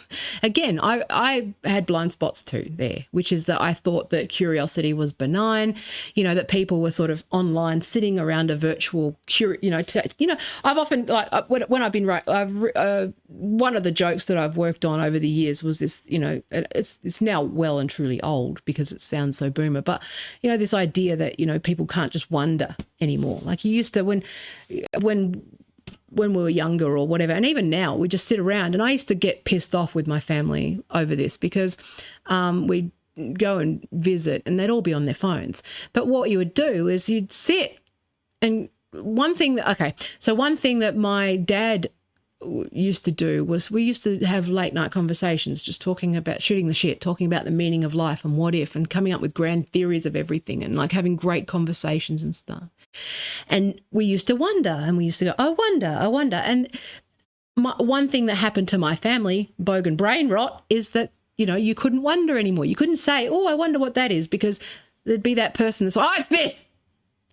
And they just look it up on their phone. It's like, well, that cuts off a further conversation, a further curiosity or whatever, or an exchange of knowledge or anything like that. Basically, it's just become this machine where you lose your creativity. Like AI and LLMs are not the only threat to curiosity and creativity and all that sort of stuff. Fucking buprenorphine is as well. Sorry. But it's dulling my brain and it sort of makes my ADD misfire. Okay, so if I haven't had sleep, I appear a little bit more like that. I'm fine. I'm just shouldn't be doing this stream. Anyway, but you can't just sit and go, I wonder what that is, because there's always some fuckwit now who'll look it up and ruin it and sort of kills the conversation. The conversation ends up dead. It's in a cul-de-sac. It's not a road to like discovering or sharing or, coming up with new ideas or thinking about what's possible. Like when you do stream of consciousness writing, it's like with AI and using AI to write. Part of writing is doing stream of consciousness and not knowing where the words, what will come out of your subconscious. Like that's a whole process. And like we're cutting off that curiosity. And the problem is that people are just curious, but they're being sort of fed answers without actually like considering what the alternatives are. And it's deeply worrying. And anyway, but what I was saying. So there's definitely some mental gymnastics required to reach their conclusion. Yeah. And it is funny because my brain fills with static more than usual when I try to follow the logic. Okay. And it's like, okay, it's the Chinese making America stupid. It's not like education system or anything like that. It's like fucking look over here at China. They do that here too. Again, America, there's just more of them. But like we've got our idiots too. You just got to go into any Australian politician's mention and realise that our brand of cookers are a special, unique brand as well. Okay. But it's like, oh yeah, it's the globalists. So the globalists are coming for us. It's the globalists, communists that have made it up So what's happened is all of the world's leaders, except for America, this is where you go, this is what cults do. If you actually have any understanding, there's a really great, Stephen Hassan's book, is it Stephen Hassan? Cult, he's an expert in cults. And he talks about the Moonies specifically, but also other cults. And you've got to understand what they do, because if you hear it, you go, this is cult shit, America. Okay, so the fact that they're going to this other Chinese app is hilarious to me, because it's kind of like that first little thread that gets pulled when people are in a cult. And you're seeing that happen with influencers of all people. And that was the thing I find funny, is that TikTok is, again, it's like saying 4chan or Reddit. Like, there's so many different, you can't generalize Twitter. You can't generalize. I mean, you can with X now, because it's just like a Nazi feed now. But I'm just saying, like, you can't really generalize about these platforms. Specificity is really important when you're talking about this stuff. But it's very interesting to see TikTok addiction, TikTok brain rot, which has been largely caused by US capitalism, but they blame Chinese communism. This is a weird, it's very strange, it's very interesting phenomenon, okay, where they've spent years demonizing China, othering Chinese people, all of that sort of stuff. Blaming, and, you know, products, all of that sort of stuff, okay? You've got Temu on one hand, which is something where it's a Chinese app, but it is largely marketed to Western audiences to get, you know, fast shit from China direct, okay? Watching Temu brain, TikTok brain, and influencers watch their brain rot become class consciousness. It's like what's happening on the MAGA side as well, which is it's their brain rot. The entropy is having an unintended consequence and of achieving the thing that it was trying to fight, which was, it's so fascinating. It's the opposite day. And it's like, it's just a hall of mirrors all day, every day, trying to see through that and go, wow. So Gen Z Americans, who people put down as, you know, overly, you know, consumer, you know, you've obviously got Temu and TikTok brain. Everything's 30 seconds and everything's fast, cheap, you know, like all that sort of stuff, disposable, all that sort of stuff, right? We're talking about fast fashion, all that, blah, blah, blah, blah, blah, blah, blah. Usual commodification, Disneyfication, McDonaldization, blah, blah, blah, blah, blah. Okay, American shit. Blaming communism for capitalism imploding on itself. But the narrative from the capitalists is that it's the communists that are doing it. But the people who, you see how you just, it breaks your brain. It breaks your brain. You go, make this make sense. It's a lot simpler. It's not and the global conspiracy, like Glenn Greenwald, perfectly reasonable journalists who, well, once reasonable. I watch brain rot everywhere, where Glenn Greenwald is on this fucking thing, because obviously, you know, he works with Peter Thiel. So, you know, this is tech oligarch narrative shit. But this idea that there's some grand conspiracy with the EU, Australia, UK, everyone but us, okay, coming after you and making up misinformation and disinformation and using it as a cudgel to suppress speech. But it's he doesn't engage with the research. Like Cenk Uyghur's the same. Like, they don't engage with the actual research. They don't engage with the literature. And again, the data, well, it depends on your methodology. And like, I will always ask what data was omitted whenever I'm looking at anything. You've got to learn to critically read research with this stuff and try to find what the consensus is, if any, which, you know, when it comes to the actual harms of social media, the answer is it depends. It's mixed. A lot of it is interlinked with capitalism and a lot of the fuckery and gaslighting that Nicole mentioned coming from various political interests. It's got nothing to do necessarily with, I mean, brain rot is not well, it's a word, but it's not a scientific term. And it attention spans, it does depend, because on one hand you've got people who are only consuming TikToks, and it's observable, anecdotally observable, that TikTok brain is a fucking thing, okay? But my kid, who, you know, likes TikToks and short videos, is also a math genius and can, you know, calculate shit, and he wants to do a math PhD. Like, he can do sustained attention. It's just, you know, the direction that he does it in.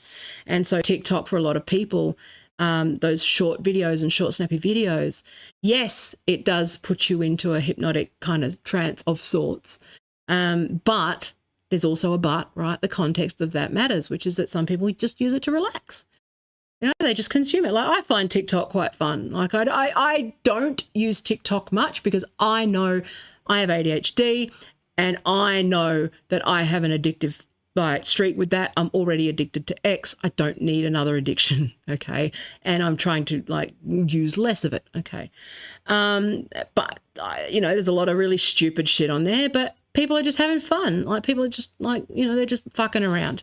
And I think that the evidence is at best mixed. Like, you know, it is definitely no more harmful than any other. I mean, I'd argue that Facebook is a lot more harmful. Okay. Sorry, I got lip crust again. When I stream, this is streamer problems. When you stream for a bit, you put lipstick on, you start talking, you don't drink enough, you get lip crust. Secrets of Hollywood.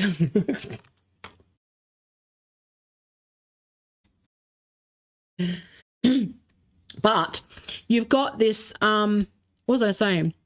But yeah, this idea that, like, everyone is out to get us. Like, that should be a red flag for you as well. Okay. So if with cults, it's like, okay, everyone is out to get, or like in Australia with the E-Safety Commission, competent professionals have taken this problem seriously. They've dedicated their lives to trying to diagnose it, and they're trying to keep everyone happy, okay? And they're trying to find a solution to the bad stuff, and whilst also trying their best to mitigate some of the unintended consequences, okay? That's a good faith reading of it. Like, most people are trying to do their fucking jobs, and most people are good, and most people are, you know, like, a lot of the stuff, when you read the legislation and you read the policies, a lot of it, people think that, well, first of all, we don't have executive orders here. So you can't just decide unilaterally to change the law. The process here is that you've got to go through lots and lots of consultation, several iterations, lots of drafts. Then it's got to get through Parliament. Then it's got to get through it's got to, like, survive court challenges and all that sort of stuff. Generally, we settle on some pretty sensible things. Okay, it's not America. Okay, America, you can do executive orders and by the courts and all of that sort of stuff. What Elon Musk and Mark Zuckerberg want to do is do that for everyone else. So they're accusing the people who are doing the hard work of this vast conspiracy, thanks Glenn Greenwald, of suppression because of the occasional thing where these systems fail. And when they fail, it's the United States that does it, and United States corporate interests that does it. Okay? Julian Assange was not a victim of the governments. Julian Assange was a victim of the military-industrial complex and global corporations. Okay? Fuck me. All right? It's like fucking hell. Because the governments are over a barrel too. Because there was no... Anyway, there's a whole other thing. It's just... It was a perfect storm. Okay? It's not the norm. And this is, again, another tactic that the right-wingers use, is to cherry-pick edge cases and extrapolate that to the norm. Okay? It's not. You again, omission, emphasis. Is it fixation? I can't remember. F-O-E. I don't know. Fucking fuck. That's what it is. F for fuck. No, you know what? You get the cons. You understand what I mean. But it's what you omit and what you emphasize. Okay, and that is what they do, is they cherry pick Assange, use Snowden's lawyer to spread narratives. about how it is a conspiracy against Peter Thiel rather than Peter Thiel is evil and needs to be stopped. And the governments are doing everything they can to stop him. And he controls the information. They buy the information so they can control that and brain rot you to death. And then blame China. And that's China's fault. It's like, fucking hell. So ridiculous. It's like, the communists are coming. It's coming. No, you're just a racist. Okay? There you go, Sue. Yes, you're just a racist. Okay? You just don't want to live amongst brown people. There are people who are, at the end of the day, reduced to that. Okay? But also, that's not front of mind for most people because most people rationalise the root cause. They talk over it. It's yes, it is part of their root cause, but a lot of it is because they've been fed propaganda for so many years. Like, you can't blame individuals. And again, let's challenge Sue for a bit now. You can't blame individuals if you are a root cause person, because if you get to the root cause, it is a system that has given hundreds of years of propaganda and promotes and rewards and punishes and incentivizes and disincentivizes certain behaviors and beliefs. It's not the individual's fault for a collective problem, okay? And it's like, so reducing it down to you're just racist, that might be correct. But what's underneath that is a shared responsibility. So demonizing individuals is still not getting to the root of the problem, okay? You got to go one layer deep, go deeper than that, okay? Which is a structure, okay? Which, yes, white supremacist, all of that sort of stuff, imperialism, blah, blah, blah, blah, blah, blah, blah, blah, blah. But I'm saying that calling individuals names does fuck all. First of all, it doesn't persuade anyone to join your cause because it just makes people eye roll and go, okay, well, all right. You might be agreeing 98% of the time politically, and then you turn around and call people racist, and it's like, then they go, well, fuck it. That's how you get people to go to the IDW and go people who don't call them names. And that's the thing about the left that I think the left need to understand. And I've said this over and over and over again. I've written about it at length. I've talked about it at length. The right are sitting there with a love bomb, welcoming people, giving them a community.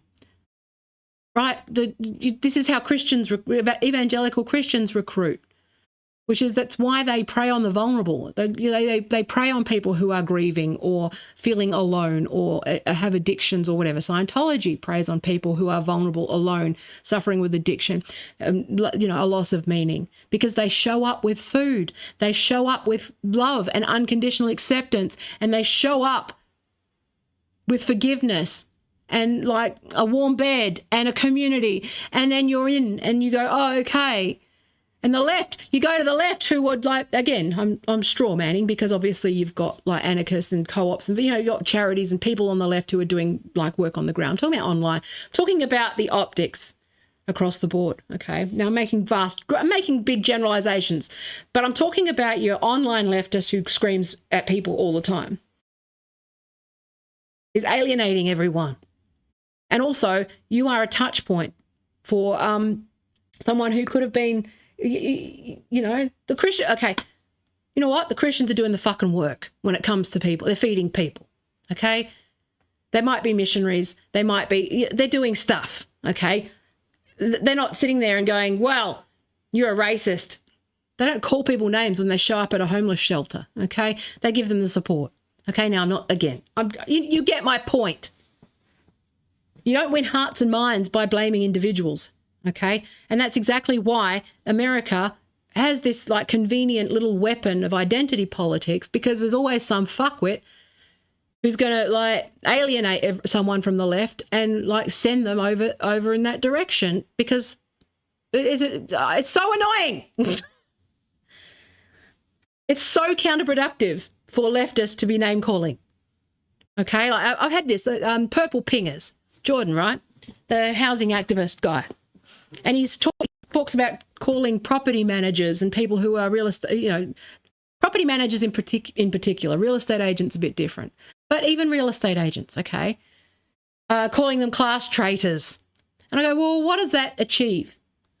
Because all it does is like, okay, so what is it? I actually know what it requires, what you need to be a property manager, because my sister's one. I don't talk to my sister because she's whatever. But I'm saying she is one. I know what. And she had no education. She got pregnant young. Property management allows her to have a 6-week course where she was able to grow a business. Okay. At no point has she ever considered that she's a class traitor. She is just making it work. She's making her life work. Most people don't think about that stuff. They're thinking about survival, okay? Had my sister been encouraged to get an education or not been in surroundings that disincentivized being bright and smart, like I'm head fucked because I was born smart and I cared about being smart. I was not in a good environment for an education. If I'd been surrounded by doctors and lawyers and professional middle class and where people invested in me, I'd be a lot more successful than I am today. I wouldn't be the fucking mess that I am right now. I'm not a mess, but but I'm saying, like, turning around, finally she sees it and she goes, you got this property manager who's 24 years old, okay? She's a bogan. She's surrounded by people who don't value education. She's not got a chance. She's not, she's got no support, no values, nothing that actually, orients her towards the left in any way. She needs a job. She's pregnant young. She goes and gets pulls herself up by the bootstraps, okay? Because that's what she was told to do, okay? And she goes and gets this training course of 6 weeks, becomes a property manager and starts this little business and managing property. This middle-class, rich kid cunt, she's finally seeing it. She sees it. She goes, you know what? I don't like this system. I see my tenants suffering. I don't like being part of this system, but I need to earn a living, but I don't have any other skills. What am I going to do? Okay. And this is why I hate I hate tankies. They give me the shits, because it's like, what are you going to do? Couch surf and write poetry. We need to live. Okay. People need to live. Turning around and calling people class traitors for having a fucking job. What does that do? You sit there and you go, oh, well, okay, it's your, oh, fuck you. It's like, how are you winning people over with that? How are you, who have you won over other than lazy people who don't, who just enjoy dunking on people on Twitter, okay? And they're all rich kids who've never had to work in their lives. They sit there judging everyone else because they went to law school and they could afford to go to law school. I didn't go to law school till I was 44 years old because I couldn't afford to, okay? Because I always had to work and law school is a big commitment, so I never got around to it. And then I fell into various careers and, I made suboptimal choices because of my being being underprivileged, okay? But then you walk it through, okay? Calling fucking real estate, property managers, class traders. I had an inspection yesterday of our house. In Australia, we have 3 monthly inspections, okay? And it's very annoying. Okay, but I do it. I clean the house. I offer them a cup of tea and all that sort of stuff. They get so much abuse. And all she's a subcontractor. She gets paid, I think $50 or something to come and do the inspection, take photos, check for the thing. That's a product. That's something that the real estate agent charges $100 and something for every 3 months. It's not because it's not because they like being horrible to people. And there's like some do. But most people are just trying to make a living and they've done everything that they were told to do. Okay, so despite our circumstances, we did everything we were told to do. You are born this way. Go learn how to make money. Okay, I'm going to go make some money. Find a niche. Okay, I'll find a niche. All right, well, maybe I'll just go do, all right, well, I've got kids. Okay, where's their work? I got to eat. Okay, I'll sell property inspections for $50. Okay, I'll do that. All right, okay. That allows me flexibility and, I get to talk to people. A lot of people who are recruiters, as much as I make fun of HR and recruiters and stuff because they're fucking not bright. A lot of people are in those industries because they like talking to people. They're not thinking beyond that. They go, I like helping people. It's something that I went to TAFE to learn. You know, didn't get a lot of options. I'm not really academic or interested.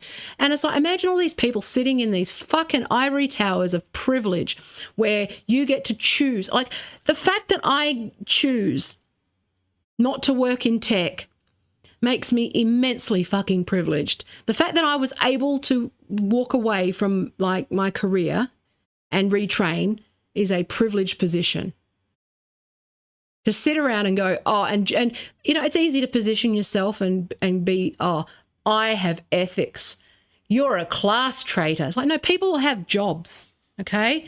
People need to eat, okay? People need to pay their rent. People have children to feed, all of those things. So turning around and just calling people names and putting yourself in judgment, dare I say, thank you, Jesus bot. He without sin cast the first stone, that sort of thing. Okay. Judge lest not ye be judged. And it's like, it frustrates me. Anyway, but it's like, I've gone on a fucking tangent. But it's like, oh yes, it's this massive conspiracy, a woke mind virus, if you will. It's a mind virus, a contagion of something that everyone suffers but me. Or it's capitalism, okay? Or it's like the communists are coming.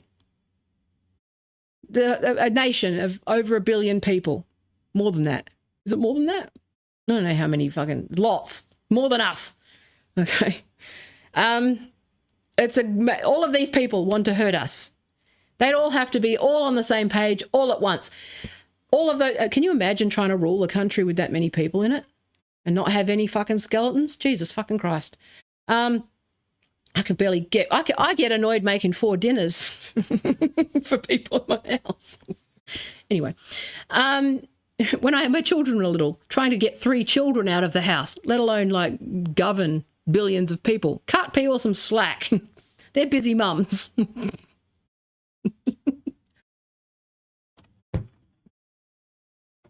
Anyway, it's like, oh yeah, it's China, and it's the communists who are in control of the. Okay, all right, it doesn't. Anyway, let's move on. Globalists are making up disinformation and misinformation to persecute you, and again. If you're thinking like that, again, if you think you are persecuted, it means you think you matter. And while people individually do matter and you're all special, you're not that fucking special, okay? I'm under no illusions that I'm special, that I'm worth singling out or anything like that. I think that there's an inherent narcissism in people who believe conspiracies. Where they center themselves as persecuted. Again, that comes out of American exceptionalism. This idea that you don't need anyone but yourself and your own ideas. Everything you do is perfect and good. You're in control of your own manifest destiny.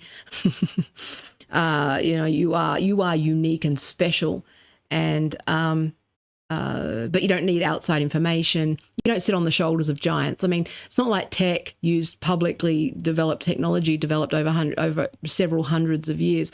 It's not like you're exploiting public goods for yourself and claiming personal credit.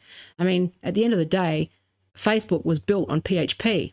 PHP is an open source programming language developed by other people. We stand on the shoulders of giants, okay? And now giants have a foot on our fucking neck.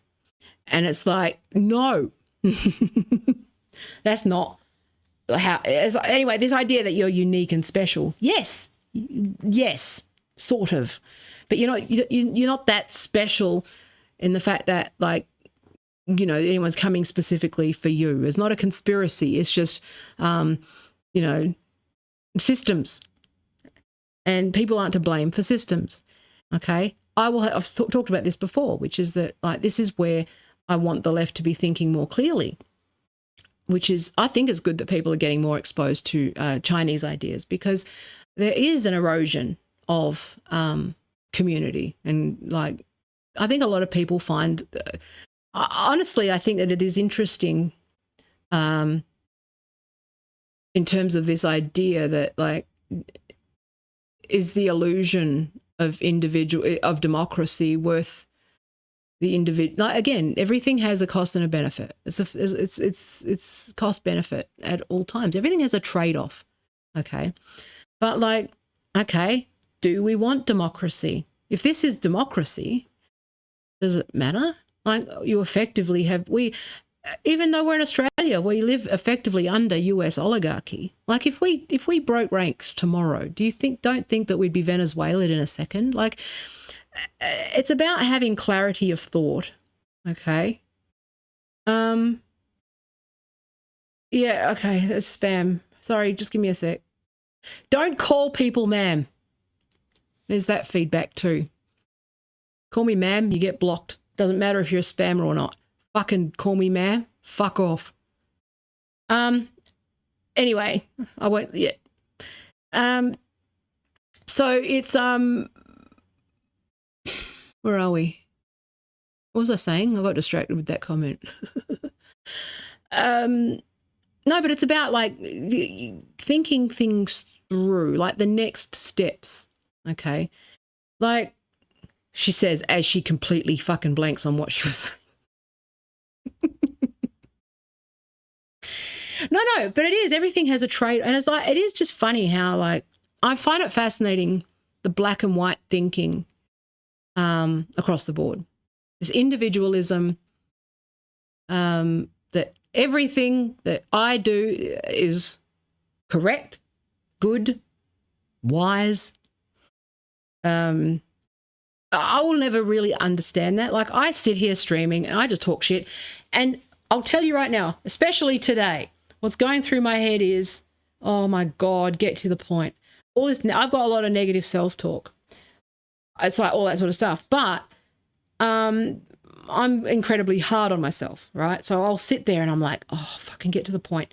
You're not saying what you want to say. You're not articulating yourself clearly enough. You're not doing, but also I'm not terribly confident in owning my ideas or owning, like, even though I know a lot, like I know a lot more than your average person, you can be sort of, I've got too much like, a part of it is ADHD because you especially when sort of autism overlaps with ADHD, you do see when you're presented with a thought, you see every potential thought, every potential outcome scenario. That I'm sort of a natural systems thinker in that regard, where I just sort of see the leaves and branches of every potential scenario. It's what makes for a good lawyer, but also a good, it makes me good at certain things, okay, which is that I can see outcomes, which makes me look like I've got ESP. I don't. I just see the potential outcomes. But it also makes me stammer because I'm trying to, like, process at the same time as I'm speaking. That's a challenge, so forgive me for that. But the lack of intellectual humility at all in people who don't know anything, I find fascinating. Like the confidence. And again, it's just like, is that a systemic? I have to assume that it is a perfect storm and a phenomenon that's worth studying. Now, again, there's, psychologists that dedicate their lives to this type of dissonance and to these sorts of things, okay? And there's lots of explanations, okay? And people just get sort of distracted with all of the theoretical quibbles and stuff about what it is. But I find it, again, as I think it's a cultural, the cultural thing, and same thing here, which is this race to claim stuff, to own it. It's I feel like this individualism, property rights, is more insidious than just the literal ownership of property. Which is that maybe, and again, I just don't understand it. Maybe it's just because I am a relational kind of person. Like, I'm not terribly transactional, okay? Which in capitalism is very, very difficult if you're a business owner to not be, I'm just not transactional in the way that I do things. I believe if you put things out in the world, you try your best, you show up, you do the best you can, try to be good, help people where you can. And also, over the years learning to set boundaries around that, because there's transactional people who take the piss. But you will try to find, that things will work out, that people, you put good out there, you get good back, Not always, but, on balance, you'll end up being, you'll be happier that way. Like, I just don't understand the transactional approach to the world. So maybe I'm more primed to be more understanding of sort of collectivism, right? But the brain right in America, this individualism, it's like it's pathological to the point where people need, like, you need to have a word for stuff. You need to find the answer as quickly as possible. Like the same thing, you can't just leave it. You can't just go, I wonder what that is. It's always someone who has to come in and go, it's that thing. But then you say, no, it's not. And they'll argue. And it's like there's this whole adversarial, every man for himself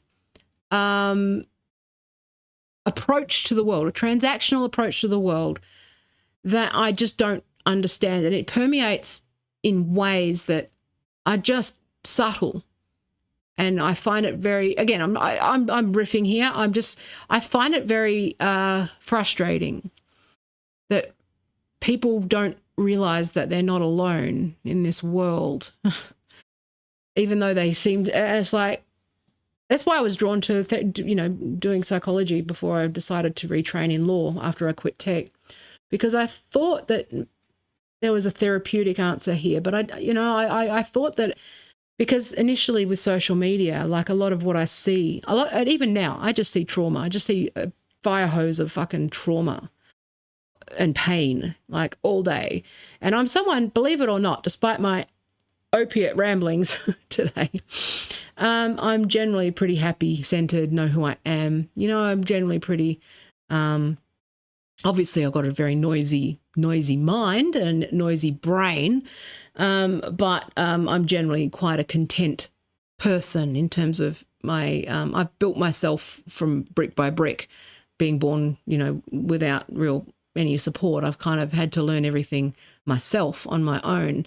So if anyone was sort of primed to be individualist and consider themselves self-made, it would be me, and I'm not, because it's just dispositionally, I know it's not true.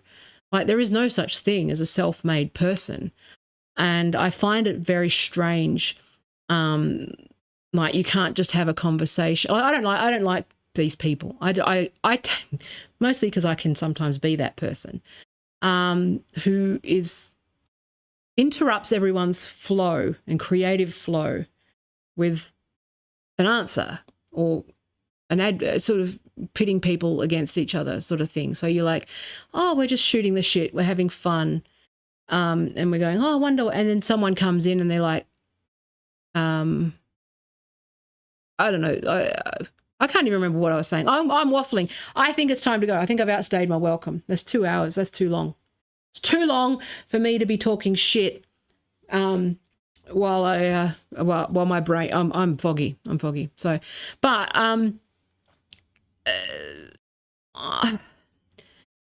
if there's any, I don't even know if anything I said made sense today, to be honest with you. It always makes more sense than I thought when I'm in it, but I've got such a noisy, like, bunch of thoughts today that I'm very frustrated about this TikTok ban, because it's not even the issue really. But it is funny.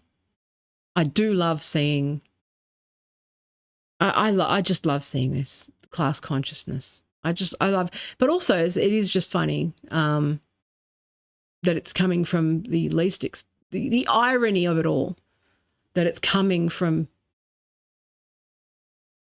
people who you wouldn't expect, like I said, they're people who just did what they were told to do.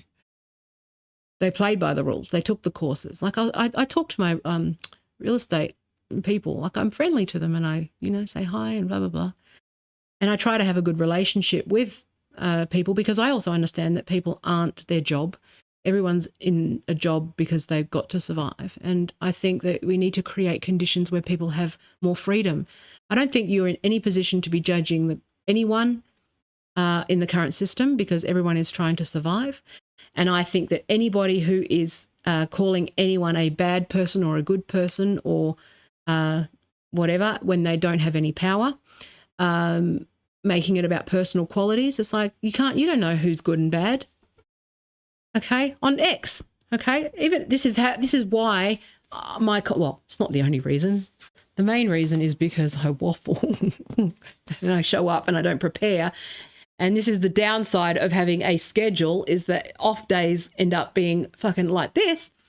But even I don't blame individuals like Elon Musk, fucking yes, because he's like, even then he's a product of a system. But at the same time, there does come a point where personal responsibility kicks in. But if you don't have power and you don't have savings and you don't have a roof over your, like a stable roof, the more wealth you have, okay, or the more stability you have in your life, okay, the more you're on the hook for your behavior and conduct.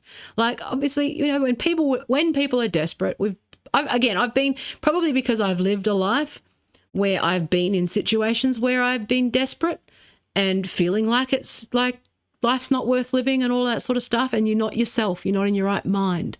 When you are like in that state, you are not in your right mind. I mean, I'd argue that I'm never in my fucking right mind, but I'm getting there. I'm pretty good. But I've been in that state, and I've also, having worked in I was a social worker, obviously, when I first graduated and stuff. And, I was too young for that job. You should never put 20-year-olds in charge of fucking that stuff. It was too big for me. But I did learn a lot. And that is that people really are not themselves when they are struggling and in poverty. When, like when you're in a state like, and, like even if you're a professional and you find yourself in a position where you haven't had a job for 6 months, even if you get a redundancy payment and you're in tech and you're laid off and you're on $300,000 a year up, and then you get a severance package, that will run out. And so you might be able to like find a new job, but you are then compromised, okay? Because you see the bank balance dropping. You see it drop. With every drop in the dollar, and everything that all of your outgoings and all of those things, okay, you become more vulnerable to the evils of capitalism because you're having to compromise. Because if you're let's say you're at the 3 to 6 month, you're given 3 months of severance, but it takes you 4 months to find a job, okay, you're going to take increasingly less pay. I see this all the time on lawyer subreddits and stuff where, lawyers who have been, because it's a bit tight at the moment, lawyers who, I've always just made my own business. I'll just hustle. This is why I hate jobs. I don't like people having power over me. But it's, if you're in a state of desperation, you're willing to do more shit, okay? And that is why, everything has to come back to, is that person in a state of calm, or are they being coerced, okay? And I don't think that appointing yourself as the judge of people's character in the current system, you don't have your head on straight if you're doing that, because this system is coercive, okay? Like I again, even as a parent, like I've made mistakes, but a lot of the things that I did was under duress, okay? And I think that a lot of people, you need to ease up on people and understand that a lot of people are under duress right now, and people that you might not expect, like even, like I said, in tech, with all the mass layoffs and all that sort of stuff, like they're people who are on good money, yeah, but they live in high cost of living area. They, they don't have healthcare. They've lost their healthcare. They're looking for work, okay? They're extremely vulnerable, just like you. You're a worker too. You see that with like what's happened in LA, which is that you figure out pretty fast that you're a worker when you go to the insurance company. You figure out what class you're in when you need your insurance payout, okay? We're all at the mercy of a system. And so what I'm proposing is that once we get through this, which we will, because if you actually understand history, have an understanding of history and the patterns of history. I don't know, some guy said that, can't remember who, that if you pay attention to the patterns of history and the themes, that this does end. How it ends is up to us, and how early I would like to avoid a catastrophe if possible, okay? But, it does end, and there will eventually be a time when everyone has to rebuild. If we redesign things so that everyone's taken care of and they've got a sort of, they're not in desperation mode, then they're making choices, okay? You're not making choices if you are coerced into it, you can't create a capitalist psychopathic choice architecture for everybody and then blame people for making the choice that you've engineered them to make. That's not their character. That's not on them. Okay, that's not on the individual. The individual is trying to survive. Okay, and so maybe, dare I suggest, communism, whatever the fuck that means, it has no meaning anymore. It's like, okay, because I use communism in a strict, literal, definitional sense with its actual, real meaning as a political, as someone who knows what I'm talking about. I use it, but I don't use those words anymore. You don't need to. You just need to talk to the problem. I can have a conversation with the person who did my house inspection yesterday, okay? I'm not calling them a class traitor, okay? I'm not calling them names. And they're like, oh, yeah, you're right. That lefty, she knows stuff. I might talk to her further. Not that I'm just saying generally, you build a bridge, you build relationships with people. Don't be transactional, which, a lot of the stuff, that's my beef with him, is the fact that he just goes around actually sabotaging any change, name calling people. You don't get it. Calling people names is not the answer. I know people who are Christians, conservatives, who are, I know if I let the emotional part of me kick in, and I'd go, well, his worldview if I like that person, but I know that ultimately his worldview is that I should be in the kitchen and poor people should starve. And I could call him names. I'm not going to do that. What I'm going to do is reframe my arguments and get better at persuading people and meet them where they're at. That does not mean giving them a permission. Here's the new word, permission structure for hateful shit. And, but you need to meet people where they're at as well. So there is a very fine line between meeting people where they're at. You're in the sales business. You're trying to sell people on a different way of doing things. Part of sales is recognizing pain points and addressing those pain points with a product or a solution. Okay, that's what sales is. You got to go in with that approach. Okay, or and creating a permission structure where they roll over you and you accept the things that they are, you accept the premise, like this idea that China has the wrong idea about how to run things. I mean, I don't know. Again, I've been subjected to propaganda. Okay, I don't know what's happened. I forgot that I was going to tell people about actually, no, do you know what I'm going to do? I'm going to write about that. I'm going to write about, in detail, the person that approached me saying that they had just uncovered some stuff about TikTok years ago, and that they were manipulating the youth into communism and shit. This person called me, okay, out of the blue and said, I think we've got common interests. And they claim to be from Harvard University, and they claim to be working with the US military. And why the fuck? And they wanted an intro to the trigonometry guys, because at the time I was helping them with their website and stuff, and he asked for an introduction. And Constantine obviously then went on, I know that guy's a liar, he's a fucking fraud. But then I saw, and I said, well, no, because I think you've misread this situation. But he started to offer me treats. He started to say, well, he said that I could run for office, for example. And when I set up my publishing company, because I've effectively, I'm protected by a corporation publishing company, structurally, he said, well, I've got some authors that you can be a publisher, I've got some authors and stuff and we'll help you. And then he became quite abusive when I said no, because by that time I'd figured out that he was trying to do disinfo, right? But I've experienced this, and that's at a small scale. That's just with my 2,000 like YouTube subscribers. It's nothing, you know, and the small audience that I have. And then I saw this story just go to, you know, everywhere, to trigonometry guys, to Bridget Fedesi, to Tim Pool, to all these people, okay? And they just uncritically started sharing this stuff about China, and they allowed themselves to be used in that way.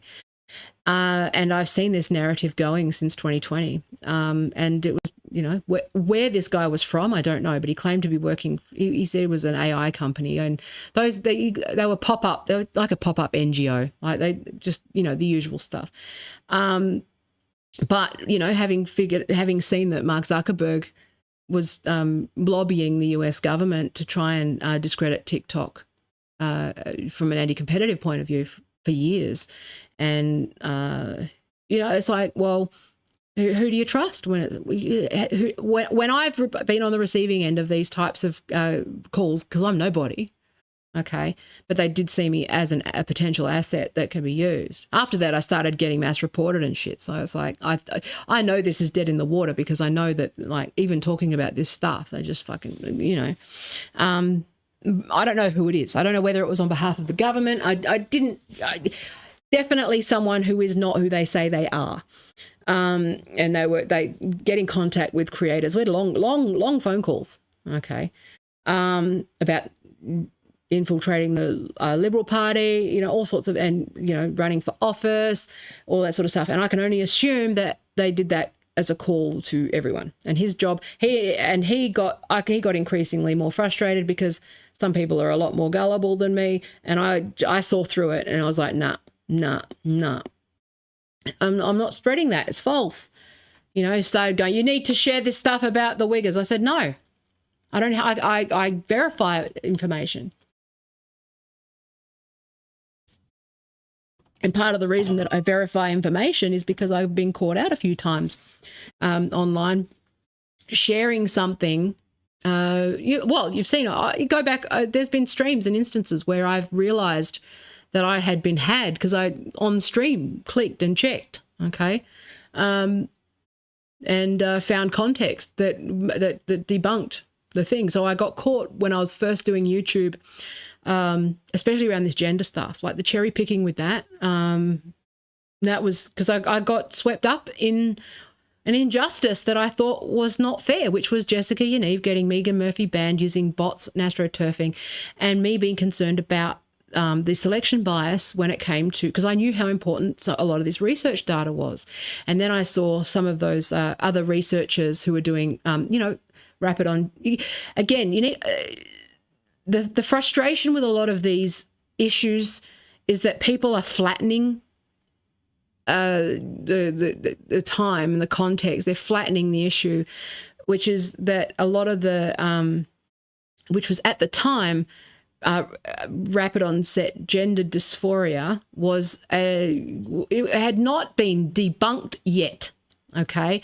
So a lot of the studies that then came out now about, you know, whether it was right or not, people were trying to do research into ROGD, and they were on the receiving end of death threats and stuff. So from my point of view, I just saw the death threats against women who were trying to do research on a thing in good faith. And then I saw the data being manipulated, you know, because if you ban some from, you can't, you know, if someone gets banned from social media, it's not just about their rights.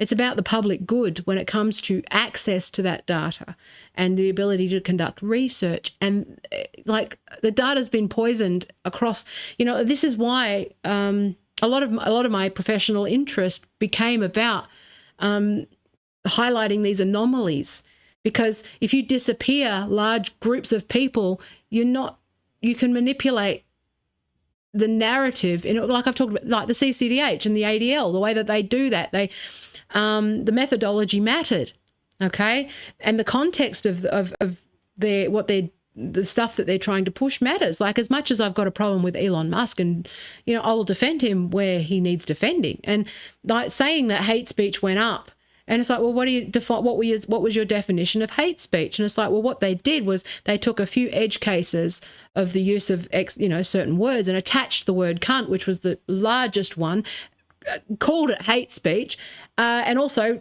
stripped the data of the context, which was that people had been banned for saying shit were back and said the same shit to see if they'd get banned. Like, that was an easily debunked thing. Now, and it's like, okay, so the data is important. The raw data matters, and what you omit, what you emphasize, all that sort of stuff, that's important too. And so, again, I try to, you get swept up. Like, I think a lot of people don't understand that when you are doing, especially YouTube content, all that sort of stuff, until you do it, you don't understand, like, what a vulnerable situation it is if you aren't, if you are doing running your own race. Okay, and not sort of part of a thing where it's especially when you value being correct. I had no idea how vulnerable a creator was to disinformation campaigns until I started doing this. And again, I've been in the business for 20 years. Well, more than that, but 20 years professionally in digital strategy and running a digital agency, and I didn't realize how vulnerable it was until I actually set this up myself, and I started to receive the emails and the calls and the crazy fucking people and all that stuff, and that you are, even if you're not famous, okay, you are a recruitment, you are a mark for engagement pods and all that sort of stuff. And then once you use those things, those things can be turned against you as well. So if you join an engagement pod and you curate an audience of like 500,000 people or whatever, right? And then you go and then you find out that you want to break ranks, you're kind of held hostage as well in that way. If you break ranks, that your audience is going to fall away, and also they could use that stuff as a burn book against you. So, it's really, really, really, I can't emphasize anymore how unique content creation online is, especially in the political space. And so when I say who to trust, I always qualify it with don't trust anyone, because you just don't know who's funded in the background, who's had the calls I've had, all that sort of stuff. But at the same time, having gone through it, I think I can see, I've got a fairly okay radar now. But I think you need to understand the interests that are behind this stuff and who can control it. Okay, who can control what you see on any given day? And at the moment, Elon Musk controls the narrative. About Peter Thiel controls the narrative. They can buy anything. They can buy anything up to and including a fucking like high-ranked gaming character in Path of Exile. It's ridiculous. Oh, fuck, I got to go get my kid. Anyway, I got to go. I just realized what the time was. I have to go. I've stayed too long anyway, but I will be back on Tuesday and I'll be a bit more organized. I'm going to try and do a bit more pre-records too, so that you don't have to do this stammery bullshit. But yeah, I'll be back on Tuesday, and I'm going to try and get some rest now, and I will be back later. I have to go, and I got to piss. I love you. Thank you for your precious life seconds. I appreciate everything. Thank you for, and massive apologies for my brain. The synapses are broken today. Thank you. Okay. Bye.